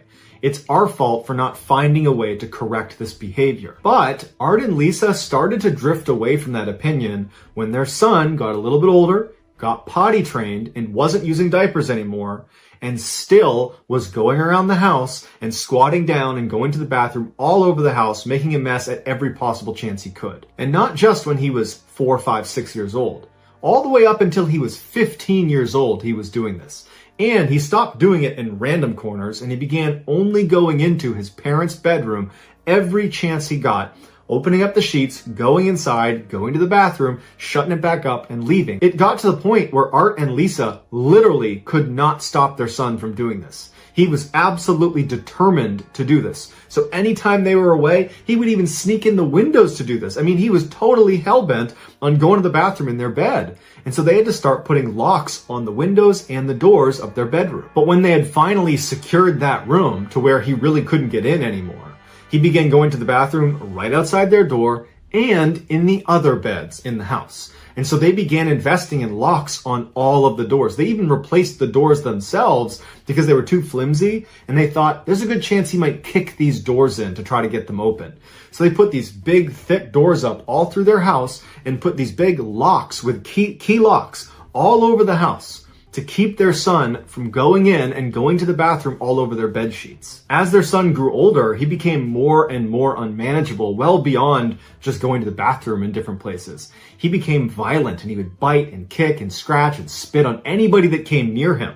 He was like a wild animal. Before he was 9 years old, he had been kicked out of school 2 separate times. When they let him back in a third time, he apparently did something that was so bad that they effectively expelled him. A 9-year-old is getting expelled from school. So they had to enroll him at this other special school that would accept him with his history, But part of the deal with this school is you don't have any interaction with other students. He was considered too dangerous to be around other kids. So he was totally isolated at school, and it ultimately made him a lot worse. Once he was enrolled in this school, he became really violent at home. He would come home from school and he would go right to the kitchen and get a knife out, and he would start threatening his parents, to the point where they had to lock all the drawers in the kitchen. Once all of the knives were under lock and key in Art's house, his son began stealing knives from the neighbor's house, smuggling them back into the house, and at night he would pull them out and try to stab Art. And on 2 different occasions, he was successful, and Art still has scars on his leg from it. And Art's son was not just attacking his parents.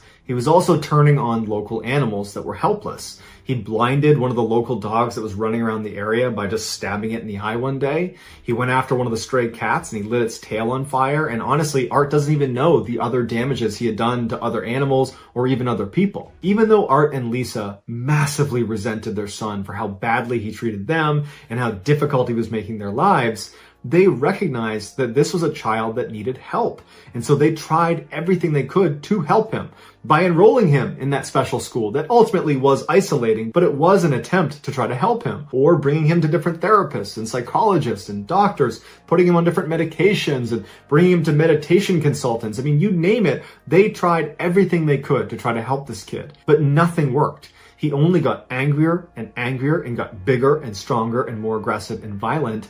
And eventually Art and Lisa are like, what do we do about this? What ultimately started happening over the following years is Art and Lisa became prisoners of their own home, that every time their son was around, they felt unsafe around him. He was such a wild card and he had these crazy angry outbursts and he was clearly prone to extreme violence. And so they began using those heavy doors and locks to lock themselves away from their son. It was the only way they felt safe. And so with that in mind, fast forward to 1988, when Art's son is now 16 years old, and Art and Lisa find out they're pregnant again. It was a surprise, and they were not happy about it. In fact, because of how badly it had gone with their son, they were really scared that another child was going to be just as bad, and they couldn't possibly go through this again. And so they decided that they weren't going to terminate, but if they noticed early on this child was a huge problem child, as horrible as they felt about it, they knew they would give it up for adoption. They simply couldn't do this again. This time they had a daughter, and she was normal. She was nothing like their son. She didn't come home and cry constantly. She smiled and laughed, and after a few months she was sleeping through the night, and she was hitting her milestones, and she just seemed happy, and she was easy. And it was around this time that Art and Lisa began to realize just how bad their son was. Seeing how wonderful their daughter was just amplified all of their son's atrocious behavior over the first 16 years of his life. And so Art and Lisa really began to look at their son as more of a lost cause. And they were less invested in going through the motions to try to find some way to help him when they knew it wasn't going to work. It had never worked. And he's only a couple years away from being 18, and he can go out on his own and figure it out for himself. And now, since they didn't really care as much about him, suddenly his behavior was intolerable. And anytime he acted up, they would never lay a hand on him, but they were not afraid to tell him to basically get the F out of here. We are not putting up with this. Leave. And so regularly, Art and Lisa would have these horrific screaming matches with their son until their son would basically run away in a rage and then come back hours later or even a couple days later. And Art said he began to look forward to fighting with his son because every time they fought, it meant his son would be gone for a little while afterwards and there would be a little bit of peace and calm inside the house. But at the same time, Art and Lisa were concerned one of these days he's going to come back in after one of these fights and he's going to kill us. So it went on like this for about a year until a rainy day in 1989 when their son was almost 18 and their daughter was almost 1 year old. Now the house they lived in was a single-story bungalow and their daughter's room was against a sidewall where there was a window leading to the outside. That morning, Art and Lisa had got into one of the worst screaming matches with their son they had ever had, and he left in a rage and they slammed and locked the door behind him. After a couple of hours, their son is still gone and they don't expect to see him anytime anytime soon. And their daughter is starting to get fussy. She seems tired. And so they walk into her bedroom. They put her in her crib for a nap. And then Art and Lisa leave her room, shut the door behind them, and go sit down in the kitchen. A couple minutes later, they hear their daughter screaming at the top of her lungs. And Art and Lisa immediately recognize this is not an ordinary cry. This sounds like something is terribly wrong. They get up and sprint down the hall to her room, and they try the door handle, but it's locked. They run back out to the kitchen, they get the keys, they go back, they're fumbling with the keys, they finally open it up, and there in the back of the room, standing next to the crib, is their son. And he's holding a knife, and he's poking it into her face. And Art said he looked at his daughter, and he could see blood on her stomach and blood on her arm, and she's screaming, and so he thinks to himself, thank God she's still alive. And instinctively, Art starts running to try to put himself between his son and his daughter. But before he could even get there, his wife had moved much faster, and she charged over and smashes her son's hand. The knife falls to the ground. She pushes him as hard as she possibly can, and he goes slamming into the wall and falls on the ground. Art immediately reaches into the crib, picks his daughter up, and runs to the other side of the room. And he kind of looks her over. She's crying, she's in pain, she's scared, but he can see the cuts on her are superficial. He turns back around and he can see his wife is standing there with her fist balled, standing in front of her son. Her son stands up and he's looking at her, no emotion on his face. Art would even say that it was like he was looking at an alien. This person wasn't human. How could they do this to their own sister, to a baby? And he stared at him, and then he noticed his wife was moving towards her son like she was going to attack him. And this is where Art says he knew he was supposed to go over there and stop whatever was about to happen. But he didn't. And this is the part of the story where Art reveals his wife, she's this amazing boxer. And he knew that she could beat the living crap out of just about anybody. The son is so stunned by how quickly this has happened that he's not doing anything. He's not positioning himself to fight back or to even preemptively attack his mother. He's just kind of standing there looking at his mother with no expression on his face. And that's when Art's wife winds up and blasts him across the face, knocking his head back. And Art said immediately he could tell his nose was broken, blood squirts all over his face, and he falls to the ground. Until this moment, neither Lisa nor Art had ever laid a hand on their son. Even when he stabbed Art twice in the legs, they never physically struck their son. But this was different. Their son had crossed the line and he could never come back. And so even though Art knew if he doesn't step in, his wife is going to beat their son to death, even though he knew that was going to happen, he remembers thinking, good. He turns around and he leaves the room with his daughter. As Art cleans up his daughter and puts band-aids on each of the cuts that were inflicted on her, he hears in the other room his son is yelling and screaming at their mother saying, I'm going to kill you. And she is just ruthlessly punching, kicking, and smashing him. It is not slowing down at all. And Art remembers by the time he picked his daughter back up after putting all her band-aids on and she'd kind of calmed down, he still heard his wife punching, kicking, and smashing their son, who's now unconscious. Again, Art knows if I don't go in there now, my unconscious son is getting his head kicked in by his mother. If I don't go in there now, he's gonna die, for sure. But Art wants that to happen, so he doesn't go in there. Instead, he just rocks his daughter until she falls asleep, and by the time she's snoring in his arms, his wife is still punching, kicking, and smashing their son, who hasn't made a sound in a long time. Art just sits down at the kitchen table, hoists his daughter onto his shoulder, and just listens for his wife to finish what she's doing. And finally it does go quiet in there, and his wife emerges from the room, and she's covered in blood. Her hands are swollen and red, and her chest is heaving like she's been running a race. She comes into the kitchen and sits down at the table next to Art and looks at him, and he looks back at her, and he just says, is he dead? She says, I hope so. And he just goes, yeah, me too. Art and Lisa sat at the kitchen table for a long time. There was no sound coming from the room where their son was. And eventually Lisa starts crying and goes and takes a shower. At which point Art stands up and he goes into the bedroom where his son was. And this is when he can tell his son is actually still alive. He walks in and he can see his son still breathing, but he's covered in blood. He's got vomit on him. He's clearly wet his pants. His teeth have been knocked out. His whole face is bloodied and bruised and swollen. And he goes up to him and he thinks there's no way he's going to live through this. But Art has kind of an internal crisis because he wants him to die. He doesn't want him to live. And so that decision of should I call an ambulance or should I call police was a really difficult one to make because really neither served the purpose that he or his wife wanted. And so as he's standing there wondering what to do, he hears his wife come out of the shower. And so he leaves the room and he confers with his wife and they decide we're not going to call the police. we're not going to call an ambulance. We're going to do nothing. And so right then and there, they walked around their house, they gathered up a couple things, and they headed downstairs into the basement where they had an in-law suite, which basically was a little apartment that they didn't really use, but it had everything they needed. And they moved down there, and they locked the one door that led down there, and they locked the side door as well. They figured if he lived, there would be enough food to get him through a few weeks upstairs. There's water up there, bedrooms, bathrooms. He had all of that. And at some point, he would run out of food, and he would have to leave. Or he would die upstairs, and in a couple weeks, they would go up and they would deal with it. Over the next week, they began to hear movement upstairs, which signaled to them he was alive, but he wasn't moving around much. It was just enough to know somebody was up there. They figured that, okay, he's probably laying down most of the time recovering. And so Art began going back to work. He would go out the side door, and every time he went outside, he was on the driveway, he was expecting his son to come out and attack him, but he never did. And his wife, Lisa, she stayed with their daughter 24/7, stayed in the house, and at no point did the son ever try to come downstairs and try to attack her or them at any point. Probably because he was afraid of his mother. About 3 weeks after the attack, they were in bed in the basement and they heard him going absolutely ballistic upstairs, screaming, punching walls, breaking things. And they decided, you know what, whatever he does up there, it's not worth going up there and confronting him. Let him do whatever he wants. And then the next day, it was totally quiet.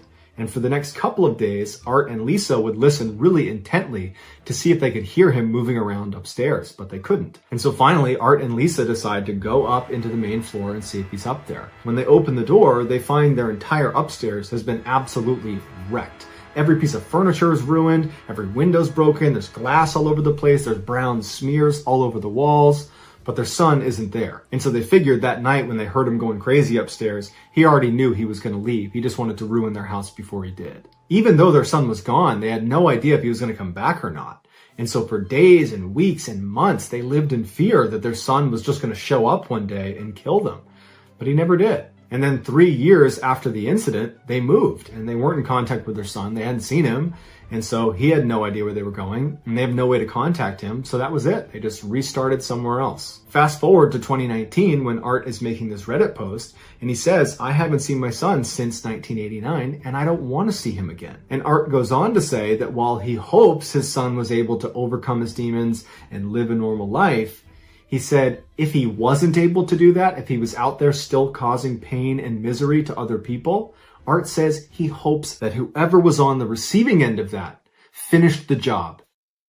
Missy Beavers was a wife, a mother of 3 girls, and a hardcore fitness instructor. She lived in Midlothian, Texas, and she taught a fitness boot camp out of a local church at least one day a week, every week. Missy was extremely bubbly and outgoing, and everybody seemed to really like her, and her personality really shined on social media, where she was an avid Facebook user, often posting multiple times a day, every day of the week. Missy would post information about upcoming fitness classes, either that she was teaching or that she was simply participating in. She would also post her own fitness regimen and her diet. She was just very focused on health. She also shared fairly personal things, like pictures of her family and where they were going and what they were up to. And she left her personal cell phone right on her Facebook page. So clearly, Missy was fine with kind of being out there. On April 17th, 2016, there was a weather report that came in that the next day there was going to be really, really heavy rain, in particular in the morning. And Missy's class was scheduled for the next morning at 5 a.m. and she started getting calls and text messages from the people who were going to that class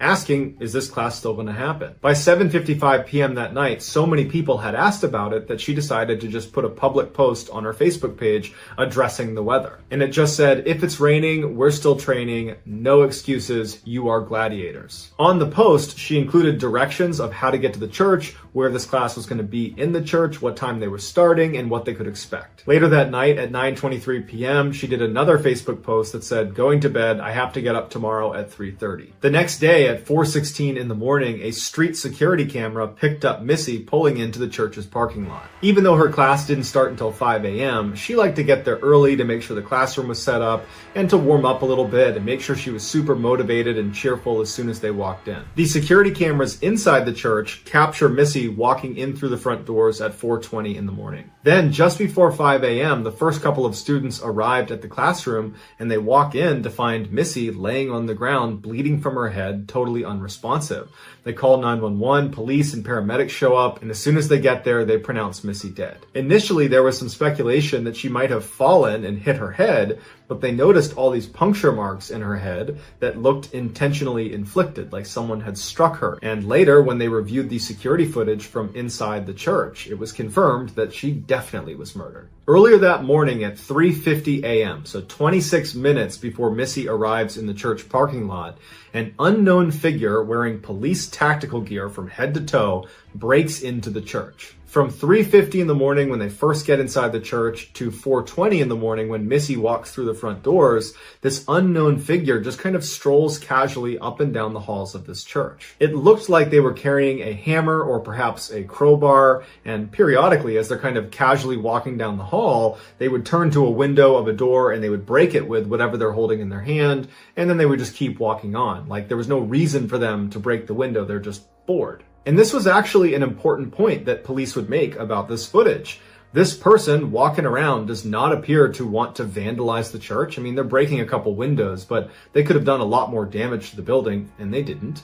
They don't appear to be looking to steal anything. And in fact, later, police would confirm that nothing was stolen. What it looks like they're doing is just kind of wasting time. Like they have some clear objective for being here, but they can't do it quite yet. They're waiting for a trigger of some kind. And it would turn out that that trigger was Missy walking through those doors at 4:20 in the morning. As soon as Missy made her way into the classroom, the assailant followed her and proceeded to beat her to death with whatever they were holding in their hand. By the time police arrived a little after 5 a.m., the suspect was long gone. Initially, police believed it was going to be fairly easy to identify who killed Missy. The person on camera wearing the tactical gear had a very distinctive gait with their feet turned out, and they walked with a bit of a limp, and they had very slouched posture. And the police figured as soon as we put this surveillance footage out in the public domain, someone's going to come forward and say they recognize this person. But despite the hundreds of leads that poured in from people after watching this video saying, "Oh yeah, I know this person," well, the police checked into all of them and they all checked out. Everybody had an alibi. And so years later, the police are still not able to identify who killed Missy or why. And so her case remains unsolved. Here is the security footage of Missy's killer casually walking around the halls, aimlessly smashing windows and opening doors, just waiting for Missy to show up.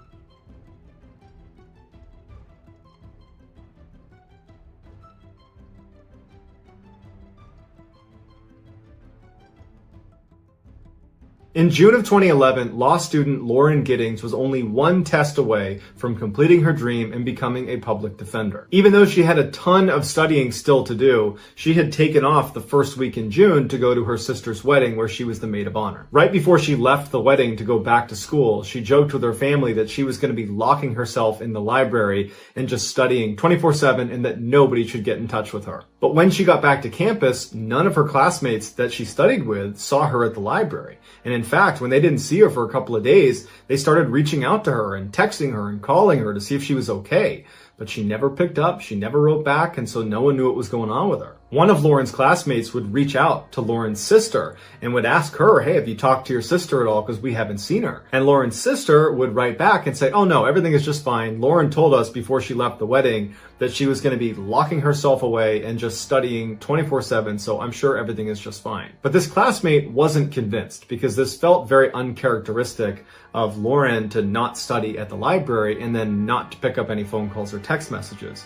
So she would call the police and say, "Hey, can you please go check on Lauren's apartment because I think something's wrong." So a police officer goes over to Lauren's apartment and knocks on the door. Lauren doesn't answer. They try the door. It's locked. The officer goes outside and looks around the outside of her apartment. There's no broken windows. There's no obvious signs of a break-in. And so the officer leaves and says, "I can't do anything else unless you guys file a missing person report." So a couple of days go by and there's still no word from Lauren. And at this point, Lauren's family is now concerned and they do file a missing persons report. So the police go back to Lauren's apartment. They try knocking. She doesn't come to the door. The door is still locked. So they get the owner of the apartment building to open up her door. And when they go inside, Lauren's not in there, and at first, It doesn't seem like anything is wrong until they notice her cell phone, her keys, her purse, and her laptop are all still in there. This made the police think there could be something sinister happening here, and so they went to Lauren's friends and family and they asked, does she have any enemies? Does she have any reason to be fearful for her life? Initially they said no one would want to harm Lauren. Everybody loves Lauren. But Lauren's sister would say to the police that there was actually one comment Lauren made a year ago that now seemed a little bit more relevant. Lauren had just got back from a vacation and she noticed there were things in her apartment that seemed like they had been moved, like someone else had been here, but no one was supposed to be in her apartment. And so she told her sister, and the two of them talked about it a little bit, but it was quickly forgotten about because there wasn't a reasonable explanation, and Lauren was so busy with school, she didn't pursue it. After police have done a thorough investigation of the inside of Lauren's apartment, they move outside of her apartment and begin scanning the exterior of the building, and they make a huge discovery. An officer who was looking in the dumpster noticed this big black trash bag that looked out of place, and when he tried to move it, it was very heavy, and when they opened it, they found a human torso, and it was Lauren's. Right before this discovery was made, a news crew had shown up outside the apartment building and was trying to interview people that lived in the apartment complex because they had been tipped off that somebody who was living here had been missing for over a week and now police were getting involved. They saw what looked like a resident of the building looking visibly shaken up, watching the police doing their investigation, and they went over to interview him. It would turn out his name was Stephen McDaniel and he was Lauren's neighbor and he was a classmate of hers in law school. The interviewer asked Stephen, what was your last interaction with Lauren? And Stephen became really focused on how he had not seen her in the last week. And in fact, speaking on behalf of my other classmates, no one's seen her. She must have just vanished. As they're doing this interview, right on the other side of a bush, this police officer discovers Lauren's torso, and the news kind of gets out to the interviewer they've found a body. And the interviewer says out loud to Stephen, it looks like they found a body. And Stephen just completely changes and he goes, a body? And then he goes completely silent to the point where the interviewer says, are you okay? And he just stands there looking completely distant before walking away from the interviewer, sitting down with his back turned and hyperventilates before the interview ends. Once this case went from missing person to homicide, the police started searching all the rooms on Lauren's floor. And Stephen's room is right next to Lauren's, so he was the first room they searched. Apparently, as they began searching his room, he was standing just outside the door and sweating profusely and drank over 10 bottles of water. In his apartment, they found a key to Lauren's apartment. And what he would do is whenever she was gone, he would sneak into her room and download her hard drive, as well as steal little souvenirs like small articles of clothing and other things that he would hoard in his apartment. When they went on Stephen's computer and checked his browser history, basically the only things he did on the internet were look at Lauren's Facebook and LinkedIn profiles. But the creepiest thing they found was this camera that was literally duct taped to this long pole.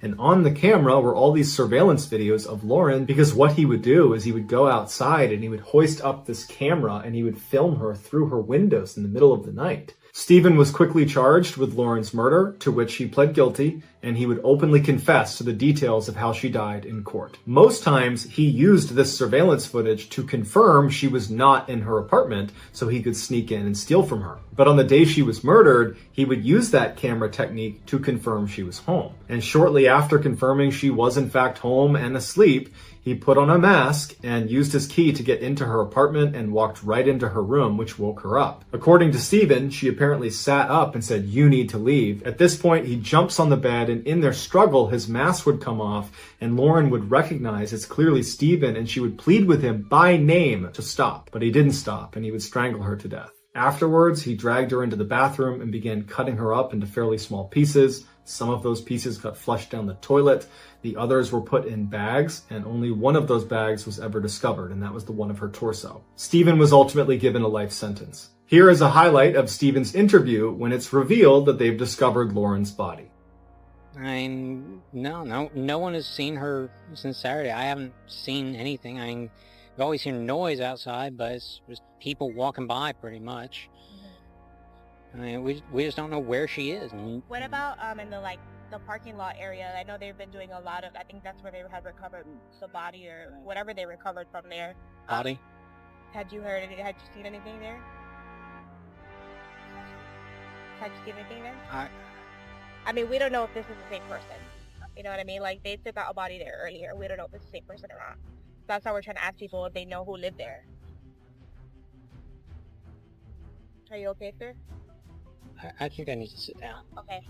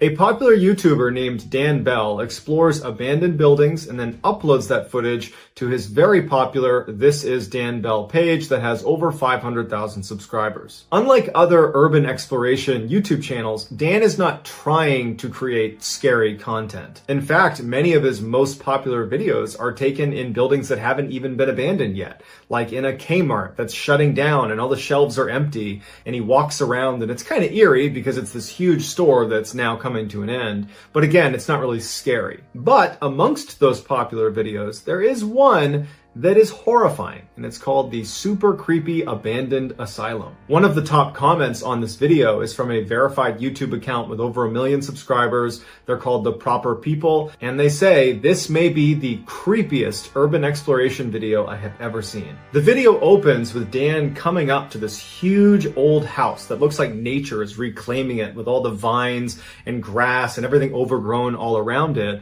And for the first minute and a half, Dan is just quietly walking around the perimeter of this building, and you don't really know what it is, besides obviously the captions given away it's an asylum, but it doesn't look like an asylum. It looks like a random house in the middle of the woods. After about a minute and a half, Dan makes his way over to the side of this building, and he sees there are some stone steps that go down into a door that clearly feeds into the basement of this building. Dan walks down the stairs, he opens the door, and he walks into this hallway, and as soon as he goes in, because his camera had been filming in very bright sunshine outside, it takes a minute for it to focus on the hallway, which is totally dark. But once the camera focuses, you see all this old clothing strewn about on the ground, and the paint is peeling off the walls in every part of the building. When Dan filmed this, he was not out loud narrating as he walked around the building. Instead, while he was editing the footage, he must have recorded himself doing a narration, and that narration picks up as soon as he gets in the hallway and the camera has focused. He begins walking down this hallway, and you hear under his boots the crunch of broken glass.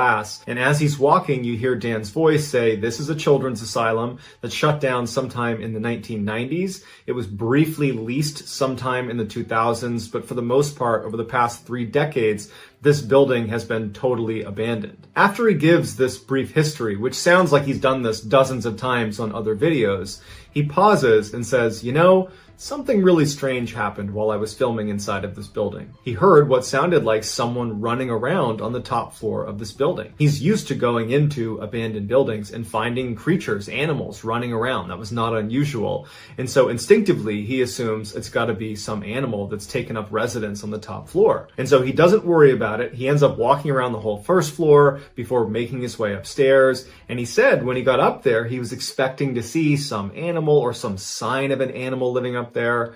But he didn't. He didn't see anything. It just looked like every other abandoned building. And after filming what he wanted to film, he eventually leaves the building and goes home. It wasn't until he loaded the footage onto his computer and began reviewing it that he noticed two specific instances while he was inside this asylum where clearly someone else is in the room with him. Dan speculates that perhaps a former patient has come back here and is living in one of the rooms upstairs. Here are the two segments from his video that show this kind of phantom person lurking in the shadows. In the first clip, keep your eyes on the door that is open leading downstairs. You'll see there is a shadow on the door that is being cast from whatever is standing at the top of the stairs just outside of our view. And at some point, as Dan is filming down the hall, that shadow vanishes down the stairs. In the second clip, when Dan walks into the room, look to the back left-hand side of the room at the door, specifically at the open hole where there should be a doorknob. You will see there is very clearly someone looking through the hole at Dan,